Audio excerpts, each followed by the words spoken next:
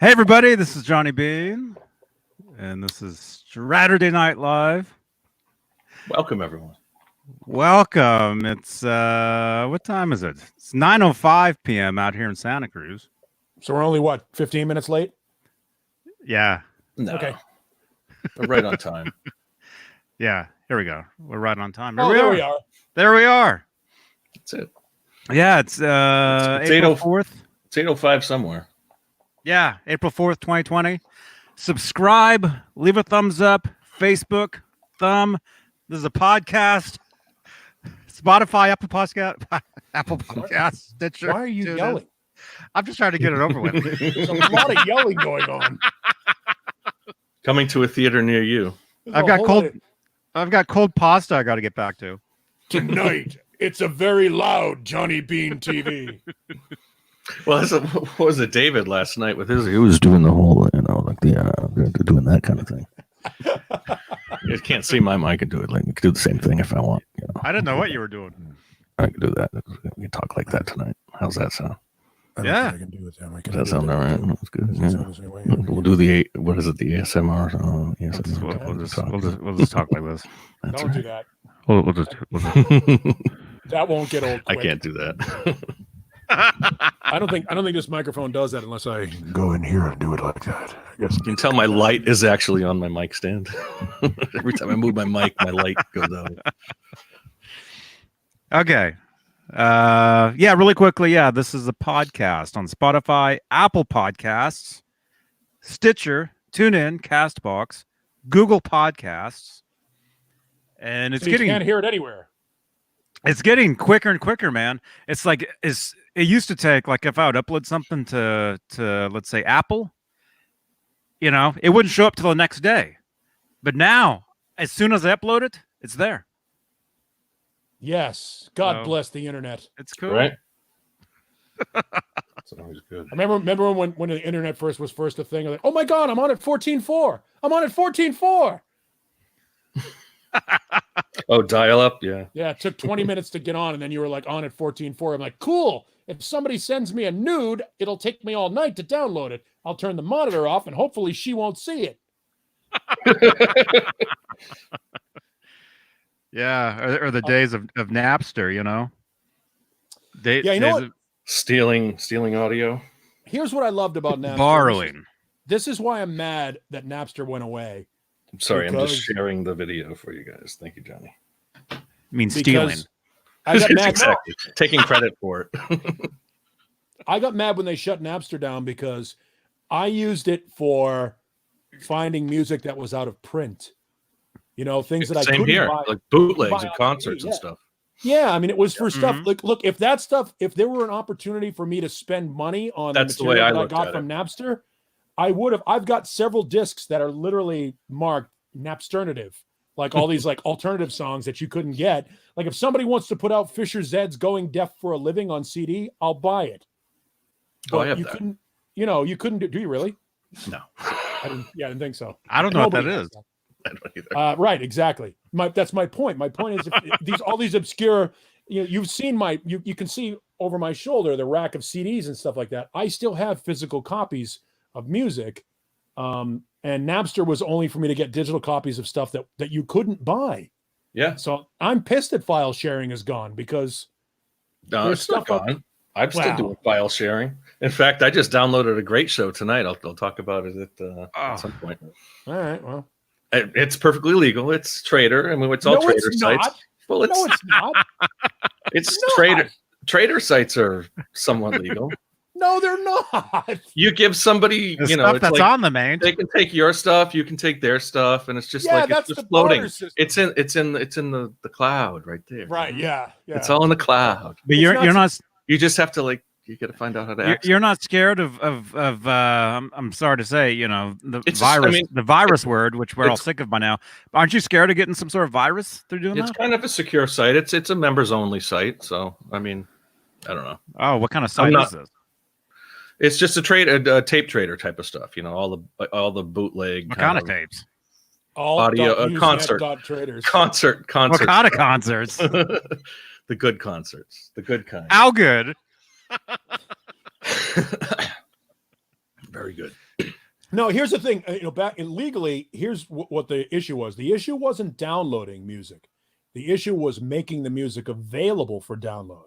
So if you were one of those people that was on a sharing site, and you're basically an asshole for this, but if you're one of those people that just downloads to your library but don't make your library available for other people on the network, right, and that's the way it works on the sites that I go to. It doesn't, because somebody uploads it. Go ahead. Somebody has to upload it.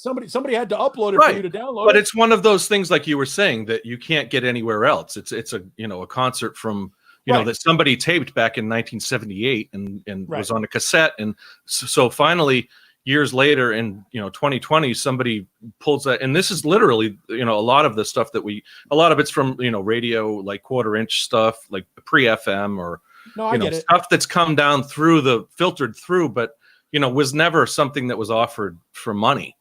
It's all stuff that was offered out there that, was either bootlegged, or it was on the radio, or it was on, a broadcast on television or something like that. That's the stuff the one that I downloaded tonight was Black Sabbath from Belgian TV. You've all seen probably the clips from 1970, the earliest Sabbath stuff. But it was broadcast on Belgian TV back in 1970. So, I mean, it was free back in 1970. So what I'm taking it from somebody who took, the best 3/4-inch broadcast tape that they could find and uploaded it into HD and uploaded it as best as they could. And back, there was still, some quality. If you can get the original broadcast tapes from 1970, it was high quality. It was DVD quality basically is the best you could get from out of that. Well, here's the question. Don't you think that with all of the archival stuff that's out there, and make no mistake about it, I look at it too, at some point, a band is going to put out like a Kiss, they've already done it, but like Van Halen or whomever is going to want to put out a video archive, a box set of all of their video stuff. All this stuff that's already up on YouTube will disappear, or it should have disappeared by now. The only reason why it still exists is because somebody hasn't figured out how to make money off of it. Right. But you still don't own it.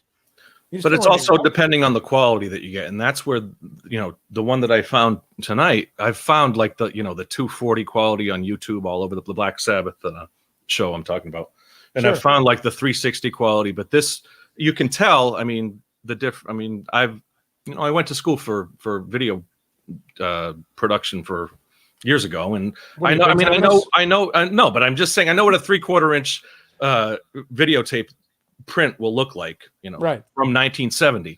That's geeking out, but I know what a 16 millimeter print, if you put it into high definition, or if you broadcast it from it looks.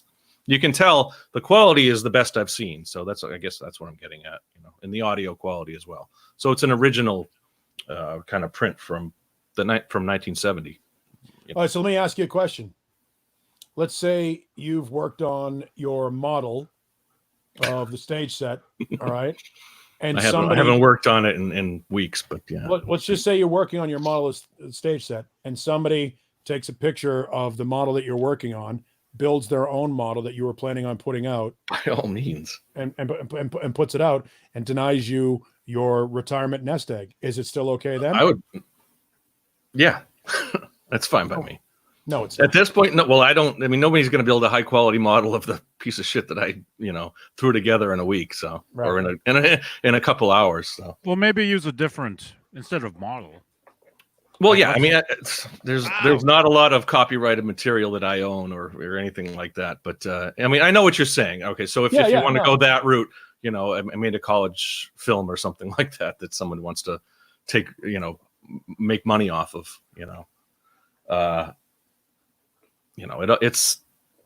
it depends on how high up I mean, if they're going to put it on YouTube, I could care less. But if they're going to be, I don't know where you're going with it. I don't know where, I don't have anything I don't have any copyrighted material that's worth anything. There's not, well, no, even if it is copyrighted material, because those broadcasts are copyrighted material. And I guess that's what I'm considering copyrighted. Yeah. Yeah. I mean, there's nothing you can say from a moral standpoint that justifies the action. Don't get me wrong. I'm not on you for it. Oh, and I'm not. And I'm not trying to. I understand the legal. Yeah, there's nothing the legal. That I'm taking the legal precautions that should be taken and all that.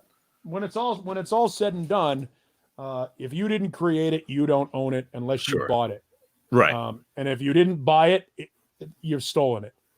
I don't care if you've traded it or not. Yeah. It's not yours. And that's cool. And again, I don't care. No, and I don't care either. So I mean, it's like, I've been doing this for 20 years. So yeah, me too. I mean, I'm not. Look, I've got shelves full of illegal. I always refer to them as recordings of questionable origin. And even before that, it used to be through the mail and you'd have to pay for it. Nowadays, I mean, it's trading, which is the best way to do it is trading, and you can still pay for it on plenty of websites that sell you the bootleg kind of stuff. Yeah, we've talked. Or you can always get the low quality version on YouTube. I mean, on just about anything on YouTube. There you go. Exactly. This before. I helped pay to produce this, so I'm an illegal. I've been in. That's right. We talked about that. Yeah. Yeah. So I mean, I'm certainly not throwing stones from inside my glass. But that's house. a perfect example of stuff that you can't get anywhere else unless you bought into the record the production of the actual CD. Which, but everybody, not that you bought into it, but you were part of the production of the CD, or you bought it at some point in 2005 or whenever it came out, or you got the low quality version on YouTube on 2005, or was that the night? Yeah, there was a couple late 90s. Was that thing came out 98, like 97, 98. Yeah. Yeah, it was. But you could probably get it online around 2005, I guess. Yeah, we started putting those tapes together, and the production, all the money that went into putting that thing together, I think started going out in like 94, 95. It took years, literally years, for that thing. Whole project. It's in the Van Halen Encyclopedia, and that came out in 97, I think. So it's it's in all that. Yeah, no, there was a huge argument about where the money was going, and there were physical threats to the people that were collecting the money. It was an interesting endeavor. And look back on the message boards, and it's all there. You can read the whole story of it, because I mean, back when it was Van Halen Links or Van Halen Trading, or some of those early sites where people would talk about this stuff as soon as it came on available. Johnny was one of them. I mean, the Van Halen mailing list. We crossed paths on some of those trades. I got kicked out of there. They kept kicking me out of the Van Halen mailing list. It was based out of Cornell University for a long time. It was on their servers. Cornell's servers were where it was based out of. And yeah, I mean, it's funny because there are people that I see showing up occasionally on like social media on either my Instagram or Twitter or Facebook or something, and I go, Jesus, I knew that guy 30 years. I never knew him, but I knew that guy 30 years ago. That's right.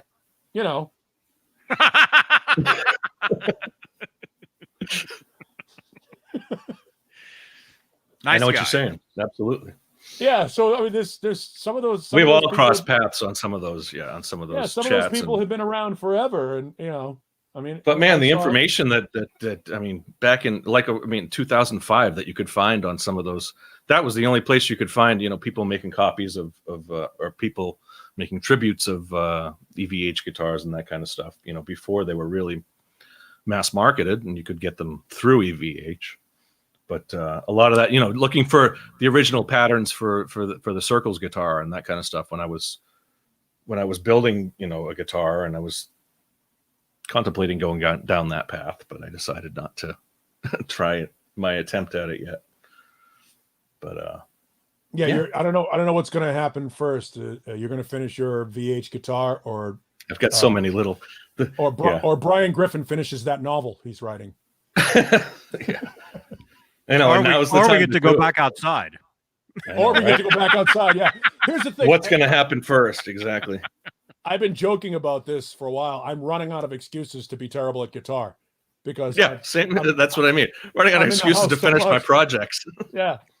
Running out of excuses. It's like, what have you been doing? I've had so much. I've got a million things I've been doing. I got to watch Tiger King. I watched all of Tiger King. So they still haven't taken that plunge. Oh, come on. You gotta. Not going to take that plunge yet. Is it awful. Good? They're the worst people ever. Everybody on the show is an unredeemable shitbag. Yeah, and they got what, thousands, millions of dollars for it. I mean, tens of thousands of dollars to do it, and don't care. They're living in it, and I don't want to support that, man. People it's awful. Acting like idiots and making thousands, or I don't think they're making millions, but maybe they will be at some point. You're already supporting it. You bought Netflix. Well, we won't go down that road either. Wait a second. I canceled Netflix a couple of months ago, and the guy who just spent the last 15 minutes trying to justify trading bootlegs, is now having a moral objection. That's not moral. Well, it's moral to animal kind of cruelty and that stuff. Holy shit! No, they're not. The animal cruelty is as a side. That's not. They don't show animal cruelty. I haven't seen it, so I don't know. It's awful. Just know that you want to feel good about your life, John, and maybe you should watch the show. I haven't reached that point yet, so.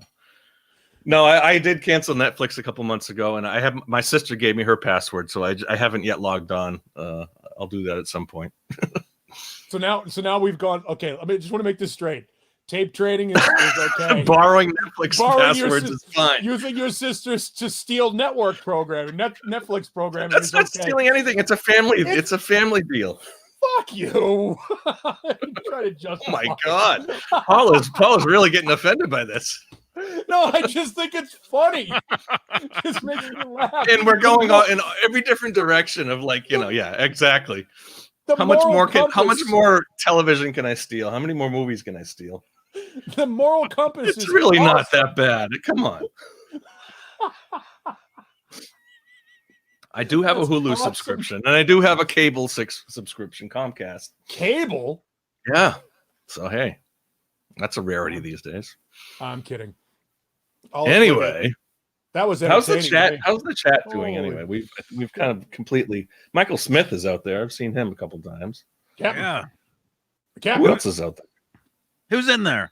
I'm gonna go put this away. I'll be right back. All right. Well, we'll say hi to everybody. And the Dog Pa, SD Design, Big Mo. Thank you. Thrash Metal and Fun Riffs. Dan Halen. Everybody's talking about their cats. I have 2 female cats in heat right now. Wow, what a lot of fun. Yeah. That's got to be living with that. Good We've times. run out of things to talk about. Right? Nightbot, Shaquille O'Neal. No, Shane T. Neal. Janice Lala. Who else? Hugh Caldwell. SD Design, to answer the question, I don't know. I've never tried to play the bass line to Bargain by the Who. I've never tried to do that. It's interesting because I don't... Nobody plays John Entwistle correct. Only John Entwistle is the only one who can play John Entwistle correct on the bass. Johnny Rod from Wasp nailed it in their cover of The Real Me, though. That was a good cover. I did like that. It's a great cover. Yeah, it's a fantastic cover. The thing is, when I play bass, I don't like. I've never been in a cover band. Like all the bands I've ever been in have all been original, so I've never learned to play other. Same kind of with me, yeah. I've never learned to play anybody else's music. I can jam with people and have hours of fun, but you tell me go ahead and play the bass line to The Real Me or something like that. No, I'm just going to play it my way and I'm going to jam with you. That's it.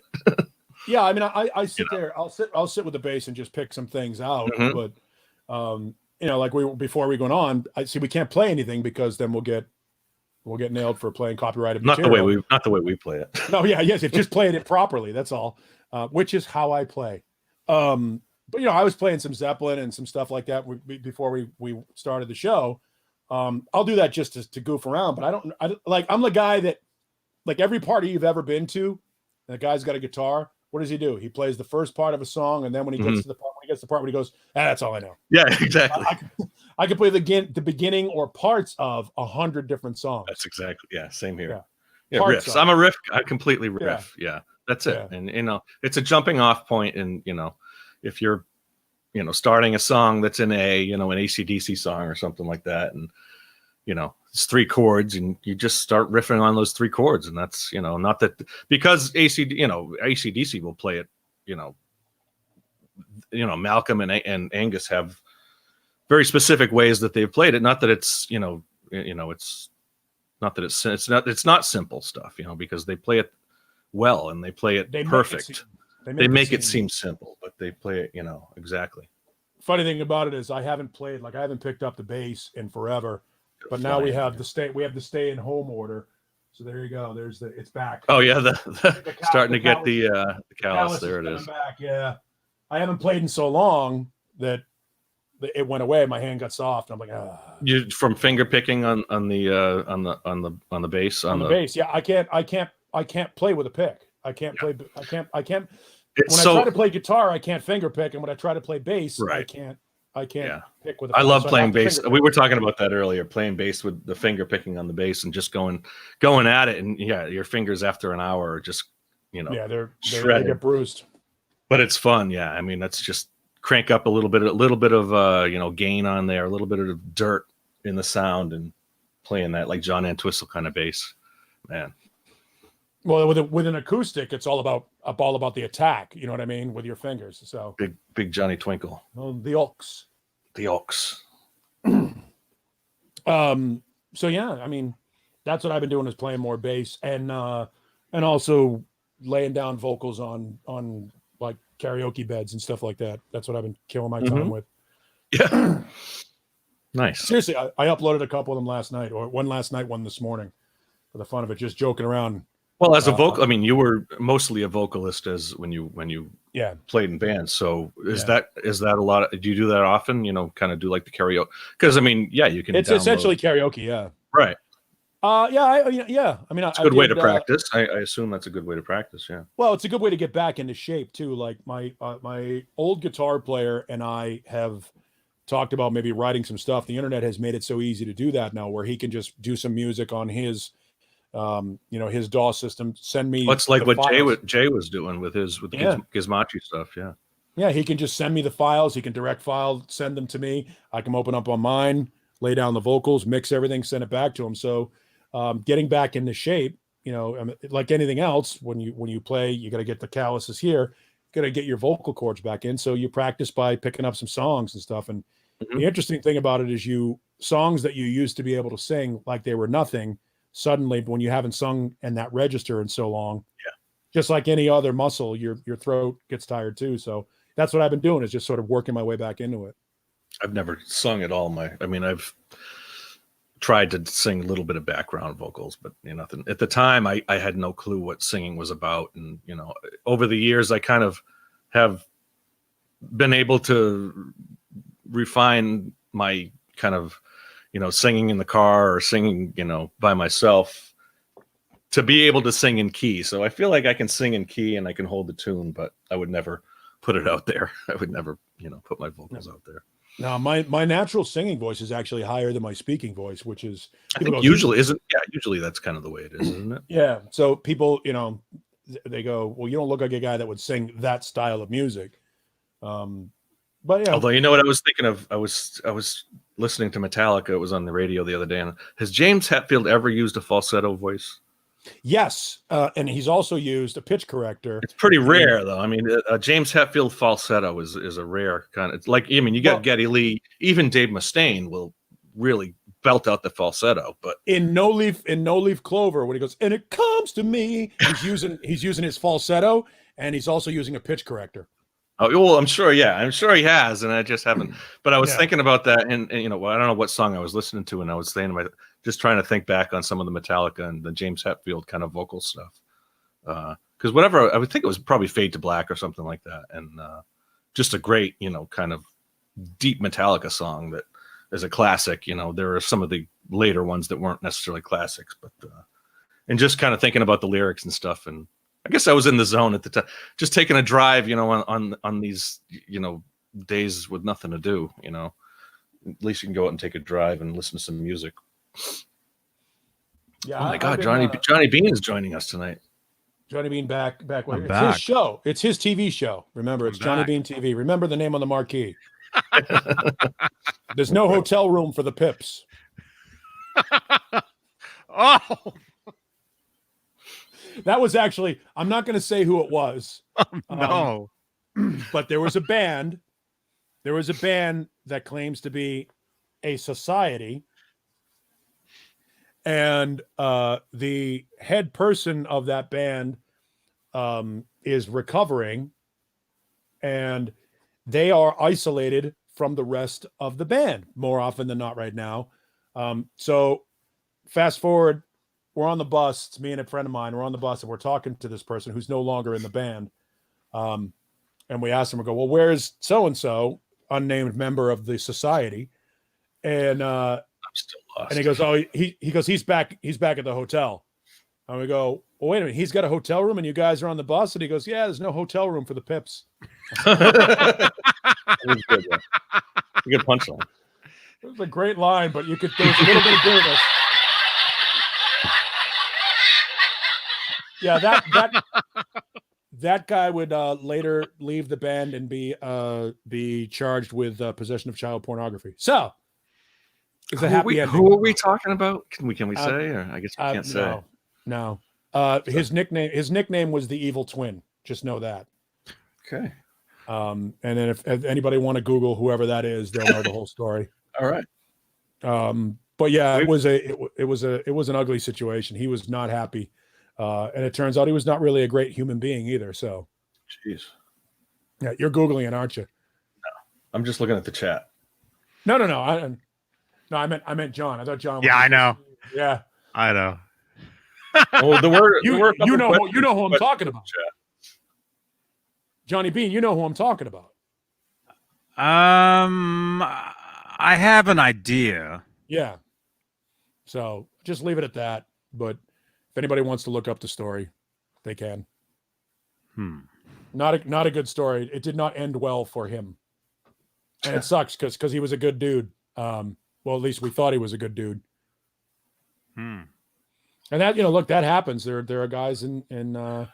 Well, the drummer from Judas Priest had he was raked over the coals, and he came out clean. Yeah. In the end, there was several. I mean, we're not going to go down the list, but yeah. But you can't. But here's the thing: you can't recover from that. And I looked at him as soon as I had read that. I looked at him differently. I'm like, oh my god, yeah, he looks like one of those guys. I'll give you a story about somebody, and it's public knowledge, and he's a good dude, and I get his back every time somebody brings it up. Chris DeBaldo, who was the guitar player for Saliva, is a registered sex offender. Not because he's a sex offender, but he was dating a girl. I have a Saliva pick here somewhere. Yeah, you do. I think it's Wayne Swinney's pick. But Chris was dating a girl in Memphis. I think he was 20 or 21, and she was under 18. And they were engaged in some extracurricular activities in a parking lot behind a Piggly Wiggly or something like that. Look, whatever. Right. Probably making out or whatever it was. Cops show up. Let me see her IDs. He's over 18. She's under 18. Statutory. Everybody was consenting. Everybody's family was aware of it, like all of this stuff. But because it's statutory, he ends up having to register as a sex offender.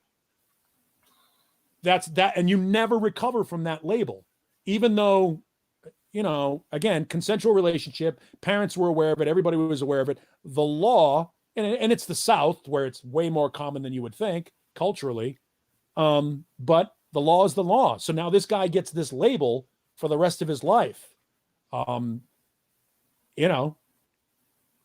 think I remember hearing about that. Yeah. And it's like, and like DeBaldo's not a bad dude. He didn't, the girl, he and the girl, and I think they stayed together for a long time. They may even be married. I'm not sure, but they were together for a long time. They just started dating when she was under 18 and he was over 18. And that sucks, because I mean, from a legal standpoint, what they should have done was got a room or found someplace else to go. But now he's stuck with that label. So yeah, I mean, guys in bands, it's funny. We sit back and we talk about how great Jimmy Page and Chuck Berry and Jerry Lee Lewis and all these guys are legends. All these guys are legends. But then you look back at everything and you go, my God, they were horrible people. Well, yeah.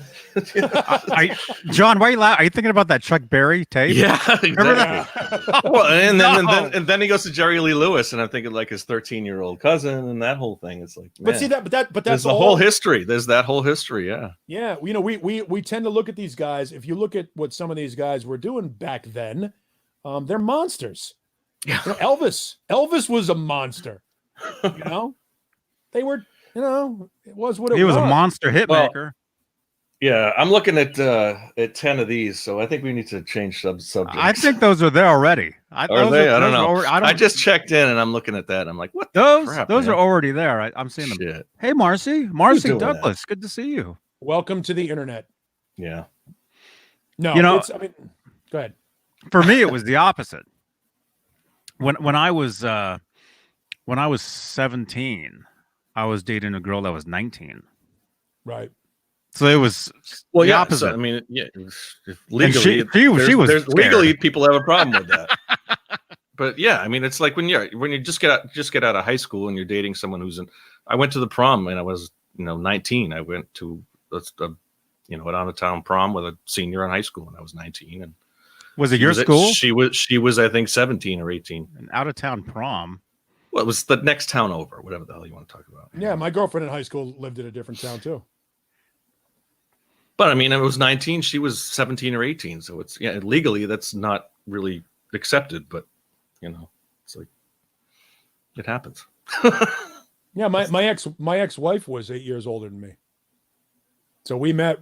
I was 23, and it was. I mean, granted, that's funny. The difference between 23 and 31 is okay. The difference. It changes all throughout. The difference between 21 and 13, of course, not so much. Right. So. Wow. What's going on in music news? Come on. Nothing. Who's live this week? Isn't there a big festival coming up or something? Or actually, there's rumors that somebody's starting a tour soon. That stadium tour is allegedly going to be canceled. The Def Leppard Motley Crue tour. What do you mean allegedly? Well, they haven't. They postponed. It doesn't start until later on. It's like that tour's not supposed to start till summer. Well, it was like May, right? Yeah, late May or something like that. Yeah, but I can't imagine that going on.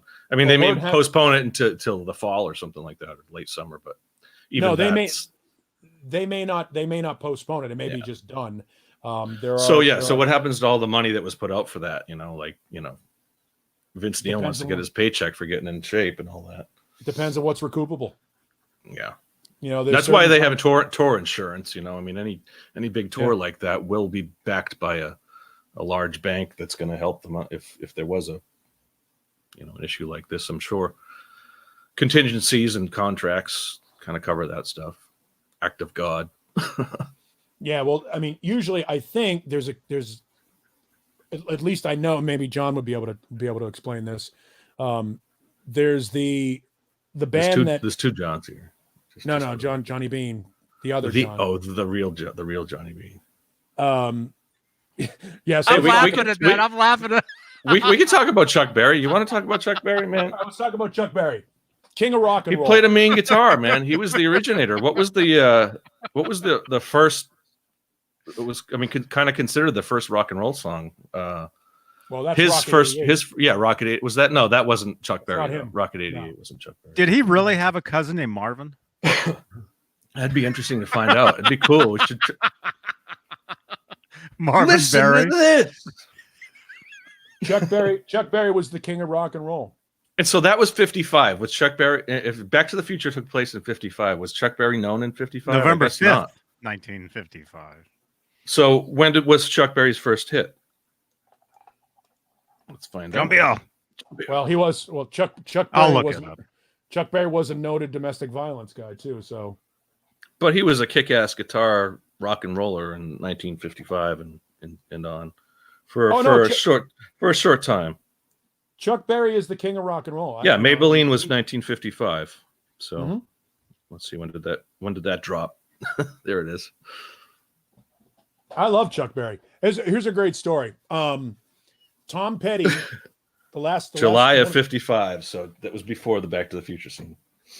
One of the last Tom Petty tours where he came through Phoenix, he was supposed to play with ZZ Top, and one of the guys from ZZ Top got sick, so they had to pull out of the tour. The tour gets rescheduled. All right. One of the Tom three? Petty, yeah, one of them guys. I don't know which one of them got sick. Frank or Dusty or the important one, Billy. Yeah. So now we know that John can name the members of ZZ Top. That's right. So they pull out of the tour. That's exactly what I was doing too. Last minute opening act is Chuck Berry. I'm sitting in the radio station that I was programming at the time, and in walks Mick Brown from Dokken. He lives here in Phoenix and was coming to pick up a prize that he had won from somebody else on the radio station. and he hears Chuck Berry blasting out of my office, because we were more stoked not that Tom Petty was coming to town, but that Chuck Berry was opening for Tom Petty on this tour. So I got, like, the Great 28 cranked up in my office, like at ear bleeding levels, of a radio station that doesn't play Chuck Berry. Right. But everybody in the building was in such a great mood because Chuck Berry's on the radio. Like, everybody's sort of dancing around like they do in the diner in Back to the Future. We're all sort of dancing and having a great time. And all of a sudden Mick Brown comes walking into my office and sits down. I'm like, what are you doing here? He goes, Chuck Berry, man. Chuck Berry. Like, it was the strangest thing. Just one of the dumbest things in the world. But that's Chuck Berry has got that infinitely cool thing. Remember when he was on the Tonight Show and took over the whole show? Chuck, because I don't remember that, but yeah, he was on the Tonight Show. He was supposed to just do one spot, and Johnny dumped everybody else on the show and let Chuck do the whole show. Because who's going to bump Chuck? So he Berry? basically kind of hosted, and like he was like the he was the host only personality. Guest. Oh, okay, yeah. No, he was awesome. That's probably, you can probably find that on YouTube. I mean, granted, his personal life is, but from a from a purely. Well, that's why I wanted when whoever said that in the chat. Let's talk about him. What the hell? Because he actually did have some value for music history there. Some value. Well. Not to mention the whole Chuck Berry's with Keith Richards there, the rock and roll. He's one of the first rock stars ever, man. He's one of the first guitar heroes, if not the first. Yeah, absolutely. Again, and he has a song called "Johnny Be Good." Johnny and I have loved that since we were children. John B. L. Good. John B. L. Good, yeah. And Judas Priest did an absolutely awful cover of it. Did they? I don't think I've heard that one. Was that early? Was that 70s Priest? No. This is late 80s when on the Ram It Down album they put it out. It was the theme song to a bad Anthony Michael Hall movie. Oh wow. Called Johnny Be Good. It was that's right. I remember that. I do remember that movie. Yeah. Anthony Michael Hall and a very young and screwed up Robert Downey Jr. It's about a high school senior being recruited by all these colleges. Right. Yeah, well, I remember that. Judas he was a football player, right? Yeah. Yeah. Anthony Michael Hall played a football player. Yeah, the Johnny Be Good, the Judas Priest cover of Johnny Be Good is arguably the worst cover in the history of covers. It doesn't match for me, man. I would put it up there with Far Corporation's cover of Stairway to Heaven, which came out in 1988, and you can find that. Robin McCauley should be shot for his involvement. Oh, my goodness. In that, okay, I take that back. Well, if you're going to cover Stairway to Heaven, you better do it damn. Like the Heart did a great job of Stairway to Heaven and a lot of those Led Zeppelin covers. Yeah. But no, the Judas Priest cover of Johnny Be Good is awful. Just awful. What was the one? Motorhead? Motorhead did some crazy covers too. There you go, Johnny Be Good. That's it. I remember that movie. Yeah, terrible movie. You can see in that picture how much coke both Anthony Michael Hall and Robert Downey Jr. That was around the time they were on Saturday Night Live, wasn't it? Yep. Or shortly after. A very young and still hot Uma Thurman. Oh, that's right. Look at that. Wow. She's still. I mean, isn't she still hot now? Like 2020. She's awkward. She's awkward hot. Yeah. There are times she's got. It's called Uma Thurman's disease. I haven't seen pictures of her. I mean, what was the last? She did the Kill Bill stuff, right? Yeah. That was 10 years ago, anyway. Yeah, it's been a while. And our friend Dane Zimmerman is trying to say the song's not that bad. Dane, you are wrong. You're absolutely wrong. Judas Priest's cover of Johnny Be Good is fucking awful. awful. We'll have to put it in the Discord. Yeah. It's terrible. What album did you say it was on? Ram It Down. What year was that? 88. Man, I probably have that live, and I probably have a live version of that somewhere. 88 or 89. Let me see if I. No, we can't. I know we can't play it, but from my trader stuff, I have all kinds of trader. Of course you do.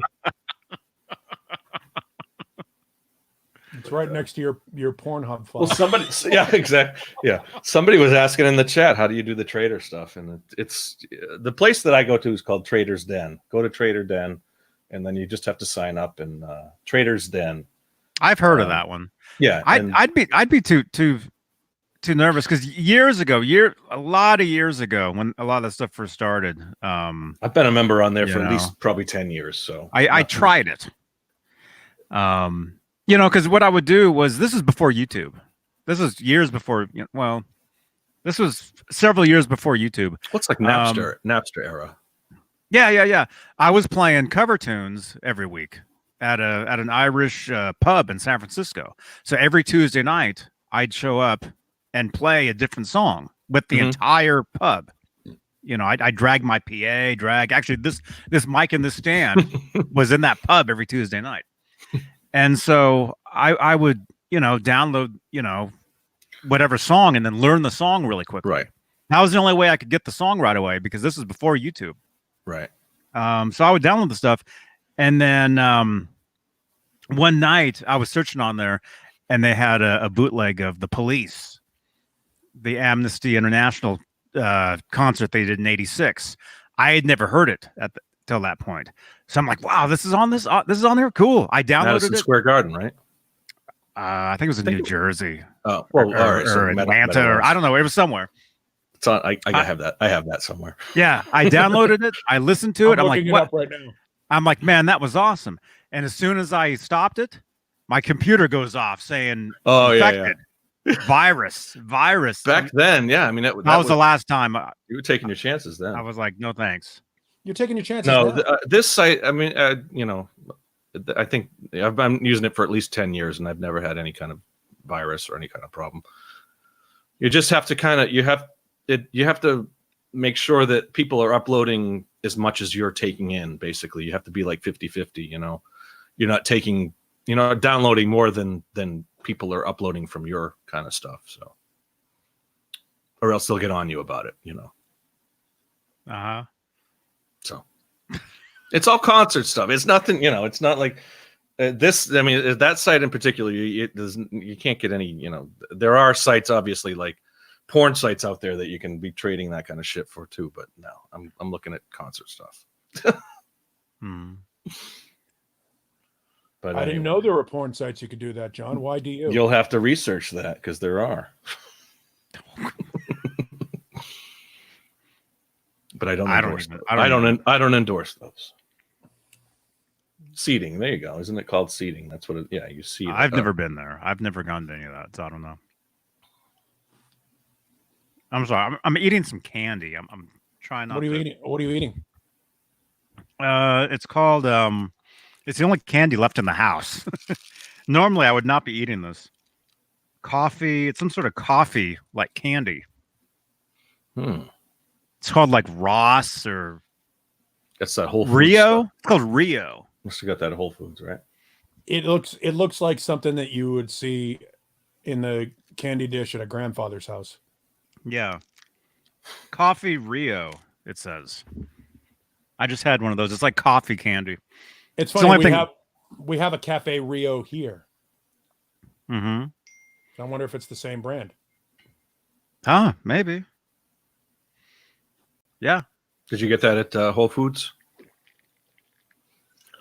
Probably. They do or Trader Joe's. Right. Trader Joe's, maybe. It's all that kind of rare. It's all good though. I mean, the stuff that you don't find in the regular supermarkets that you can find at Whole Foods, and even Trader Joe's as well. I love that stuff, but it's so expensive. Mm-hmm. I shop at and I was talking about this before we went on, an international food market, which is basically Asian food, like, and I don't mean just like Chinese food that you get at your local store. I mean, like stuff that comes off the boat from across the world. Seaweed and fish scales and stuff. Fish scales and stuff. Yeah. But they process their own meat there. So they buy like the side of beef and stuff like that comes right off the truck. And then they process it in their back butcher, their kitchen. Mm-hmm. And literally one of the guys behind the fish counter has a patch. I mean, it's just, but that's the only place left in Phoenix that still has food because white people don't want to shop there. So that's where I've been going again. I literally bought, I could grab them out of my freezer. I bought 10 bags of gyoza. Could you grab them? Could you please? Yes, I could actually. No. Don't tempt me. But I bought like chicken and pork gyoza because I know eventually I'm going to run out of food. And that stuff is going to sit in the freezer, and I can eat that. That's going to last till the next 4 presidential administrations. I've always had that thought in the back of my head. At least I've got those like 10 ramen that I've had in there for 10 years. So that if I really got down to it, I could have, pick away at those for a couple of days. I still have some more of the Tina's burritos. Yeah. If anyone's or in the freezer. Yeah, we won't talk about my freezer. Those sound good, man. Yeah, they are good. They are good. Because I mean, I haven't been having anything like this. Has been like my treat the past like 3 nights, just like a couple of these. I don't have anything to. I've just been drinking water. I've been drinking tap water the past week. Yeah, It's a third world nation. That you got to go out and get something. I haven't. You got to suit up, and go out and get something. I haven't been to a store in at least 2 weeks. Wow, I haven't been to a store at all. And again, like I said, you could do that on Monday. You could go to a store, and then they announced the stay-at-home order for the state of Arizona on Tuesday. All the stores were barren again. Like, we're going to run out of food. Mm-hmm. We're not going to run out of food, but whatever it is, man, we have become such a weak species that we have to make a run. It is a little crazy. It's a little crazy how people have reacted to some of these. A little weird. The hoarding and the. Yeah, very strange. I went, shopping, maybe like a $50 order over the last 2 weeks, and I've been fine. I've been, making dinners and making, take out occasionally, but for the most part, I've been sustaining for what I have in the freezer and the fridge. Mm-hmm. Well, at some point, we'll have to decide where we're going to spend our money. Is it going to be on internet access or food? Yeah. We know John doesn't pay for anything, so. That's not true. I told you I have Comcast. Okay, John doesn't pay for anything good. How do you think we're presenting this show right now? I'm not stealing internet. Johnny Beane is presenting this show right now. No, but how am I connected to all this? How am I connected to all this? You're stealing your neighbor's Wi-Fi is what you're doing. I suppose I could probably do that, No. I respect my neighbors.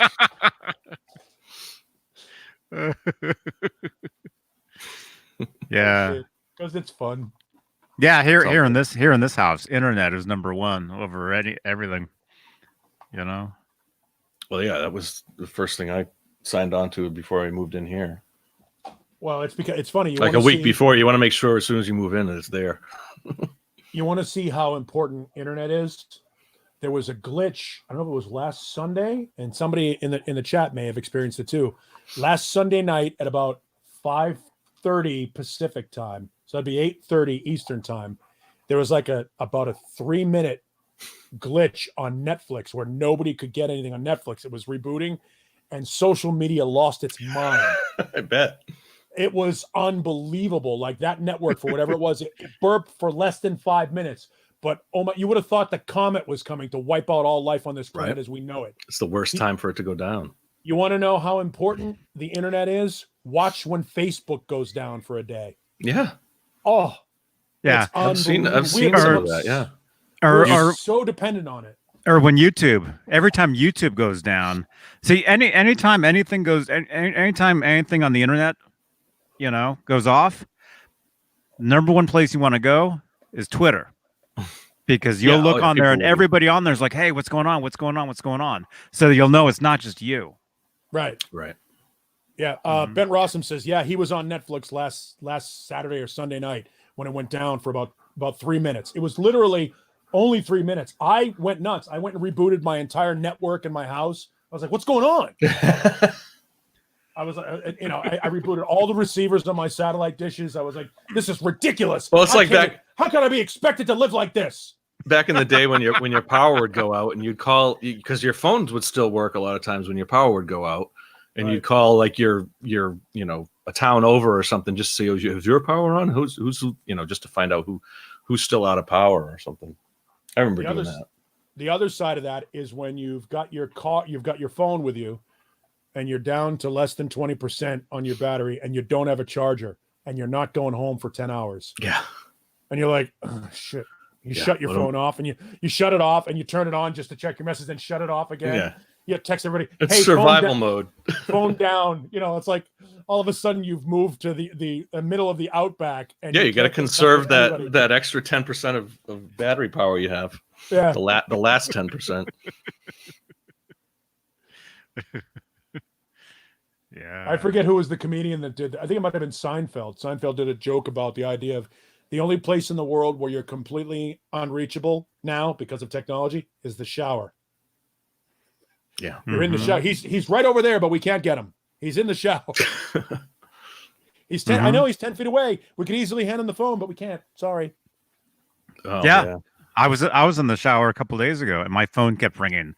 Rob Johnson and David Nesdahl were both calling me nonstop. Of course. And I was in the shower. They were calling each other, fighting. Yeah. And then they were both calling me, and I was in the shower. So luckily, I didn't have to deal with any of it. Well, now you've piqued my interest. What were they fighting about? Oh, well, I'll tell you later. Those guys are like an old married couple, aren't they? Those two of them. I'm not going to say on here, but and it ended up being no big deal. But that was the dry hump of teases right there. There was no payoff on that at all. Yeah. No, well, I mean, I'll tell you. Who cares? It was the night when Nesdahl. It was little poking, and I can get you. Yeah, it was Thursday night when Nesdahl was going on. Nesdahl was going on Thursday night on his channel. You guys were overlapping Rob a little wanted bit. to go on at the same time, but I don't think he knew. He didn't know it was the same time. But I'm like, I'm telling Rob, no, Nesdahl's going to be on, so let's go on, an hour earlier, and then stop, and then end, and send everybody over to his. And apparently, yeah, they both. Well, I shouldn't be saying this stuff. But let's just say, yeah, they were both calling me, and I was in the shower, and then it all ended up fine. Everything was cool. I can see Johnny's in the shower. Rubber ducky, you're the one. I love you, rubber ducky. Wow, you sound just like him. Thank you. So can you do Kermit and Ernie at the same time? They're the same guy. All those sketches of them both together. It's like, who's talking? Wait, was Ernie and Bert the same guy? No, those were two. Those were Oz and Frank Oz and Jim Henson, right? And Jim Henson, yeah. And so, and then Kermit and Miss Piggy were Frank Oz and Jim Henson. Yeah. Were they ever? There wasn't. I don't think Ernie and Kermit ever had a scene together. I would think that would be very difficult to do. That's what I'm saying. Yeah, Right. it'd be very difficult. Well, not really. I mean, you could even in the 70s they could have done that, but wouldn't have been live or anything. You couldn't do it live. One of the most impressive things to do is watch a table read of a script of an animated show like The Simpsons and or I've seen Family some of those, Guy. yeah, Family Guy, or Family Guy or something like that, where you've got all these people together and watching Seth MacFarlane, who does like 6 voices on the show. Watch those guys, read that. There you go. That's just because those are his 2 biggest, puppets that he does, right? Well, who else? But look, they're both together there. Although I don't know if that's official. I don't think that Ernie looks kind of weird. Yeah, that's it's a questionable. Something's Ernie. wrong with that. Yeah, it could be a Chinese Ernie. That face is a little strange on that Ernie. The eyes are crossed or something. Look at the eyes. That definitely looks like a churney. That's a but that shirt Ernie. That shirt is classic though. That isn't that his iconic shirt. That's the only shirt he ever wore with that stripes. Shirt he ever wore. Right. Yeah. There he is. Yeah. Yeah. But look at this. this was Jim Henson wasn't around for this, and so that's like two different No. dudes. Right. Yeah, probably. I know Jim Henson's son, I think, did Kermit for a while, or still does Kermit, and then I don't know if he does the rest of them like Ernie and them. Oh, Our wow. Bert and Ernie get that. Where have we ended up? Well, this is the rabbit neck. Well, if we're going to talk about Bert and Ernie being gay, let's talk about the questionable decision of whatever legal proceeding that allowed Adam West to have a youthful ward in Batman, and why he was wearing manties. Was Robin a lot younger than Batman? Yeah, Yes, I think that was. He was youthful ward, But Dick that Grayson. wasn't the television. I mean, that was written in the comic books back in the 40s, right? That's my point. Oh, I thought you were talking about the TV show, the Adam West show. Even Yeah. the TV show, that was our first exposure as kids to Batman on That's television. right. Yeah. You know, and Robin wore, silk manties. You know? Yeah, that was a little questionable, definitely. Yeah, a little bit. But yeah. Timothy Frog here, reporting live. That's right. He was the on location guy. He did Kermit the news, the Muppet News Flash. Well, yes, to a point. Then I think Then there Rolf did some. There was Muppet the News guy was it Guy Smiley or Guy Smiley was like the game show host, and then there was the guy, the reporter. There was a reporter guy. Guy Smiley. I think he had read a the news name for too. while, and then the Eagle too. Oh, you're right, Sam the Eagle. Yeah, Sam the Eagle was also read the news. So the history of Muppet Newscast. Are you kidding me? The Muppets are awesome. Oh man, how about the aliens? The what did they? Oh shit. What did they used to say? They used to have like not like a catchphrase, but like the antennas. Yeah, the antennas. I can't even remember now. There's a lot of. There's the Guy Smiley or. I just got some bad news. If you are a football fan, you know this name. Tom Dempsey has passed. Tom Dempsey passed from coronavirus. Oh man, he was a kicker for the New Orleans Saints. He's the guy that had half foot, and he had the 63-yard field goal. He had the record in the NFL. How old for was a long time? And he's got to be in his 70s. I mean, he was my next door neighbor in New Orleans. And a friend of mine who happens to work for the Saints just hit me up, just letting me know. That's why I said shit about 2 minutes ago. That's bad news. That sucks. Yeah. All right. Sorry to break things. Anybody dying from this virus is terrible. Yeah. Hey Johnny. Anybody? Everybody? Well, no, not anybody. Like if Jared from everybody, Subway anybody. If Jared from Subway died from coronavirus, I'd be cool with it. You know what I mean? I'm just saying, and there are certain people that if they died from coronavirus, I'd be all right with it. If Epstein had died or Harvey Weinstein, yeah, I'm cool with that. That's a karmic bitch slap. Right. I'm cool with that. Caleb Rappaport would like to enter, please. The Martians. That's what I was talking about. Mana. No, they did like. Yep. Yep. Since we can't actually play it, it's hilarious when they do it for real. But Dane Zimmerman asked about Tom Dempsey, why he only had half a foot. It was thalidomide. He was born with birth defects. He had half a foot and he had a baby arm. So did that give him an advantage as a kicker? I mean, I don't know. He has the record, correct? He did for a long time. He had a flat front foot, so it was like a hammer. Wow. He didn't have any toes on it. I don't know if it gave him an advantage or not, but a guy that had a birth defect was an NFL record holder for the better part of 30 years. Wow. That's really good. Yeah, he kicked it against the Detroit Lions, and I want to say 1971, and it didn't get broken until like 98 or 99 when Jason Elam from the Broncos broke it.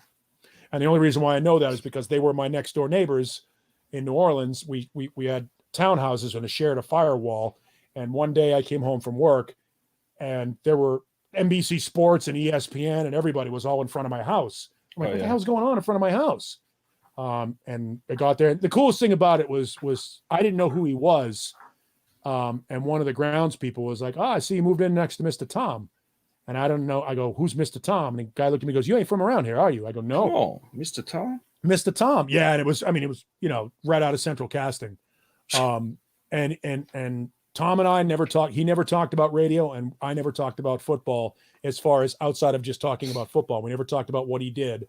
And then I probably still have the ball somewhere. Then when I moved out to go somewhere else, he signed a ball for me and a picture for us. And, it's good neighbors and stuff like that. We had never talked about his career as the Saints. And I think he appreciated that. We were just neighbors. So what era was he professional? What era did he play in? Late 60s, early 70s. Interesting. Hey, man. how's it going, guys? Good. How you doing, Kevin? Good. We got new headphones, so can you hear me? Nice. Yeah. Look at that. You look all professional. Yeah. You were talking this. I just want to divert here for 2 Go ahead, seconds. go ahead. You were talking about the guy with the half a foot, and this is, I think it's John McLaughlin, the guitar player, or shit, I don't know who it is. But this picture, I always thought this guy had half a foot, but it's actually he's wearing like high heels or something, and his foot's twisted. You see that? And this is from my old rock hardware book. And I used to read this book, and I got to find out who this actually is. Wait, I gotta find who I thought had half a foot. Hang on. Right? Just takes me back. Oh shit! I don't know. British guitarist John Marilyn. Not John Marilyn, not John McLaughlin. But I always thought he had a hoof there, but it's not. Oh. His foot's just. I still don't see. It looks like a cup, upside down cup. Yeah. Yeah. It's like I can't tell what. It looks like foot- two Or he's standing on those old romper stompers. his foot's to the side. His foot is kind of turned to the. But Hey, back to the that just Burt Nerd. reminded me of that. Anyway, distracted. Did you guys know that? You remember It's a Wonderful Life, the movie? Yeah. The cop's Jimmy name, Stewart? The cop's name is Bert. The taxi driver's name's Ernie. Mm-hmm. Oh, is that right? Is that where they got it from? I think so. Bert and Ernie. Yeah. Valerie Bert and Ernie. Don't forget her. Oh, Valerie Bert and Ernie. Very good. Yeah. Or David Burton Ernie that's been posting a lot of awesome stuff. Dude, it's gonna get better. I've been talking to David in the DMs, and it's gonna get good. But he told me that a lot of stuff got lost. A lot. So A lot of his photographs. yeah, a lot of his contact sheets and stuff from back in the day. Like he said he's lost a lot of stuff that he wished he had, but he's still got a lot of stuff. So he's gonna make a book. I've talked him into a book. You got to do a book. So here's a question for you, Caleb. Hey, there we go. Nice. Did you make that? What? I made that years ago. Yeah, that's good stuff. Years Caleb, ago. When is Let's see. Thumbnail. When is that from? Let me see when that's from. April 17th, 2018. Wow, 1800. Well, that's not that long ago. But 2 years ago. 2 years. 2 years is not years. We've been doing this. yes, it is. Is it? More than 1 year. Plural. Is It's plural. years. It's Yes. years. That's literally the definition of Well, years. okay, but- Although it hasn't been exact. It hasn't been 2 full years. It's been a year and 11 and a half months. It's been 2 year. Anyway. Here's the 2 thing, years. John Biel, steal as many months as you need to make it 2 years. It's like when you get your car inspected the day after the inspection expires. So you get that extra month. Over 12 years, you saved like $35. So Caleb, when's the last time one day went by, a 24-hour period went by where you didn't discuss Van Halen? Oh, well, Yeah. the reminders are constant in my house, so it's. Yeah, but when you didn't have a conversation about that involved Van Halen, when's the last time a day went by that didn't happen? I mean, there has to be some days, but probably very few. Very few. That's a great question. All right. When was the last time I went a day without talking about Van Halen? Yeah. I'm asking my wife. Oh, sorry. When was the last time I went a day without talking about Van Halen? Not since I've met you. Not since she's met me. She just And how long have you been? And how long have you been together? Wow. That's almost 13 years. So there you go. I have fun. But our first date was a Van Halen show. So there you go. Nice. So you got a cool souvenir. Yeah. Oh, You'll always remember that show. scored it. It was, So that well, was good. That was a great time. So how did that go down? Did you kind of like you guys were friends beforehand, or this was like the first date? So yeah. Oh, you guys want the story? Okay. Why not? Oh, wait. You know? 13 years ago, that was Gary. No, No. It was 23 years ago. That was the 07, 08 Oh, tour. sorry. It was Sorry, I didn't mean to besmirch the honor of your marriage by putting Gary November Sharona. November 29th, 2007. You better get that right. And they played Fresno that night. And I saw them a week before. Yeah. The Save Mart Center. And they I saw them the week 9 days earlier at the Staples Center. And I looked down in that, that inside the ramp section. And I was like, I got to get down there. So I went on eBay when I got home from that show at the Staples Center, and I found 2 seats in Fresno, like 5th row in the ring for $250 each, which is incredible price. So had to do it. Sure. Well, let's face it. Especially since I paid like $450 each for the Staples Center show tickets, and they weren't that great of seats. But dude, it was the first time. It was the first time they were back. So Yeah. Mm-hmm. a lot of tickets were. Yeah. Did you get the deck of cards? No. Was that at the merch? Look at Yeah. that. Oh, that's cool. Not only that, this is unopened. Oh, I'm surprised I didn't get those because I'm such a poker So- head. But anyway, yeah. So what are the graphics on the card? I wonder, is like there I a have no special, idea, 'cause I have special Joker, or I mean, you haven't like Oh, he won't open checked them. it out online. I don't Like open it. what- They're just- Good they're just collector sitting there. doesn't Someone's open. got to have pictures of the cards. My guess Are is they all have the same thing on the back. I'm guessing. Well, there's nothing right, really- but do they have? Well, that would make for a really strange card deck if they had different things on the back. There No, it was wouldn't. different. No, it wouldn't, because I have a different card deck that has strange different things on the. Yeah, but well, yeah, okay. Hey, Paul, looks like you have to make a trip to the other room. Jimmy Cornelis, who has an Ernie Ball EVH Music Man? Well- Johnny Beane has one. Johnny Okay. Bean has one, and Paul has 4. Uh, All right. So what year do you want? What era do you want? You know, I think I have 5. I think Johnny has the 91 version, right? Well, most of them were 91, 92 anyway. I had Oh. another. Are we getting a raid? Uh-oh. Are we getting a raid? Let me see. Is Oh, he still fine. on? Tone King raid. Tone King raid? Awesome. Did he actually send you Nice. guys, or do you guys just coming over from there? Oh, we're getting rated. Let me see. Yeah, Ben 5. Coker. And I have Tone one of the. King. I have one of the first Oh. made and one of the last made. Well, hey, I mean, Nice. this is a, you want to show us one of them? Oh, that No, that was a they're- sigh of just absolute Yeah, I discontent. will. Hang on. Go get I'll- the pink one. Oh, shit. Want Go get the pink one. All right, I'll go get the pink. I'll Yeah, get. man. I'll get. It's been a Oh. month or so. I mean, I'll get one of the Maybe first ones six. ever made and one of the last ones ever made. There you Bring go. back a burrito too. You want a burrito, John? Yeah. Anyone else? Anyone I'll else? take one. Yeah. I'll take one. Actually, Orange I gotta get a Orange beer whip? in a few That's minutes. so good. Orange A little whip? bit left. I'll get a beer in a little bit. I got a beer. 3 orange whips. Oh man, I got water. I've been out of everything forever. I got a rock. Go shopping, dude. Yeah, we're going Monday. Yeah, you planned it On Monday, but- during the senior citizens hours at like Mask and 6 gloves, to 7 or dude. something. That's what they have around Right. here. The senior citizen hours. Do you have to You show got- ID for that? Probably. Well, hey, maybe you could pass. Just gray up your beard a little bit. That's all. Maybe I could. You could pass for 65 if you. Could I? Just I think Okay, I'm gonna try. I'm gonna try to do that. do the senior citizen hours. That's the way to do it. Be like, oh, my back. Just walk, get a cane, Yeah. gray this thing up, Hunch over. Just hunch bald over. up. Just wear the hat. That hat will do it for you. Ben Rossum, yeah, I'm super poker head.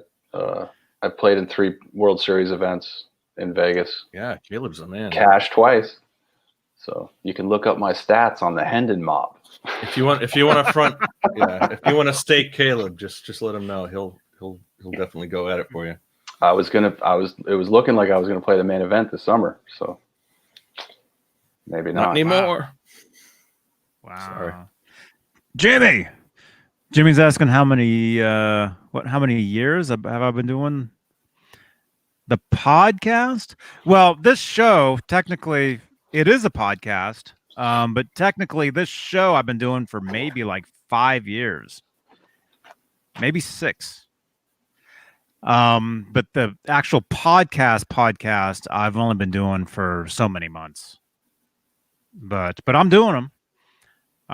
Man. I mean, every show, once the show is done, I'm sitting here, doing the audio, uploading, all that stuff. Mm-hmm. So I sit here for like another extra hour working on this once it's even done, Look at Bent Rossum. He's mentioning poker and hockey, like 2 of my favorite things besides Van Halen. So there you go. Yeah, Caleb's the guy to talk about that stuff. Wow. Awesome. Yeah, more people coming in from Tone Kings. Tone Kings. Hey, Jeff T. Have you guys, someone said something about an EVH album, and I know that's not true, but what is that? What is going on? that last night? Okay, what happened? This wasn't just me. This happened to a lot of people. On my iPhone, you get like news, and I just happened to get. I still have the screenshot here. Yeah, you had me going for a minute. Like, holy crap! What if he did? What if he actually released a kind of just like a garage tape of him jamming for a little while? Mm-hmm. Man, and he totally could. It could happen, and it'd be really cool if it did. Yeah. Okay. So this is what I got last night. Whoa. That popped up on my phone. Google idleness. Wow.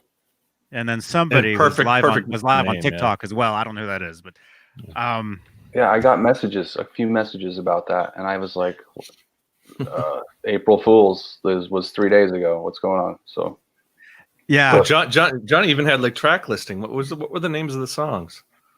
Oh, I could go back and find that. Although I think they didn't lead anywhere. It didn't lead. No. What did we figure out? It sent us to a website. Well, it was kind of cool. Caleb may have heard of this place. What was it called? Yeah. What was it? I got it here somewhere. What was it called? Something. I could look at my history, I guess. Something. It was a store. It was a music store that it sent us to. Shit, I had it. I thought Techno or was it Techno Empire? Yeah, Techno Empire is LA's premier consignment service for entertainment professionals. And then there's a quote from Brett Tuggle. If you're looking to sell your musical instruments or pro audio gear, look no further than Techno Empire. Brett Tuggle, keyboardist of Fleetwood Mac. And he is? Oh, now you mean? Yeah. And he played with David Lee Roth, right? Yeah.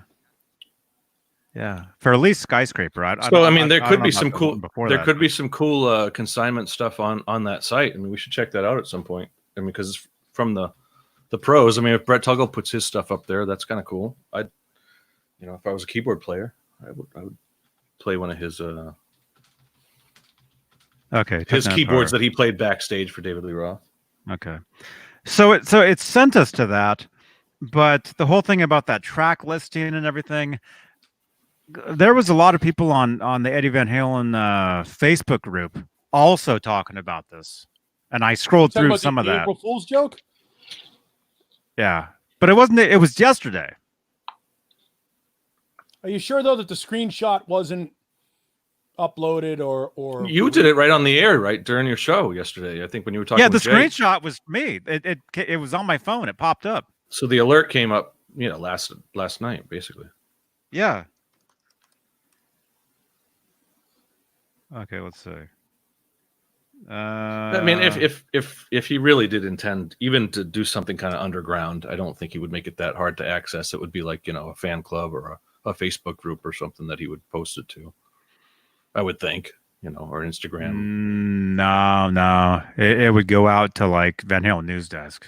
Well, sure. Well, I guess that's what I'm first. saying, though. Yeah, I mean, it wouldn't be so buried that it would be like you have to click 5 links and then take you to Techno Empire. And yeah, how did we? Yeah, so what was?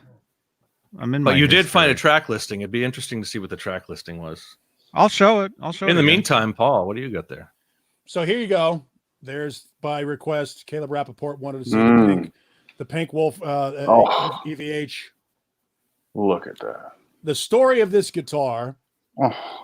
This is one. Caleb. Sorry, man. Hang on. I gotta turn your mic down, off. Kate. Turn your mic and camera off. It's beautiful. This is the second production-made Pink EVH Ernie Ball Music Man. The first one, the prototype went to Eddie. They made another one, and then this was the second one that was produced in July of 1991.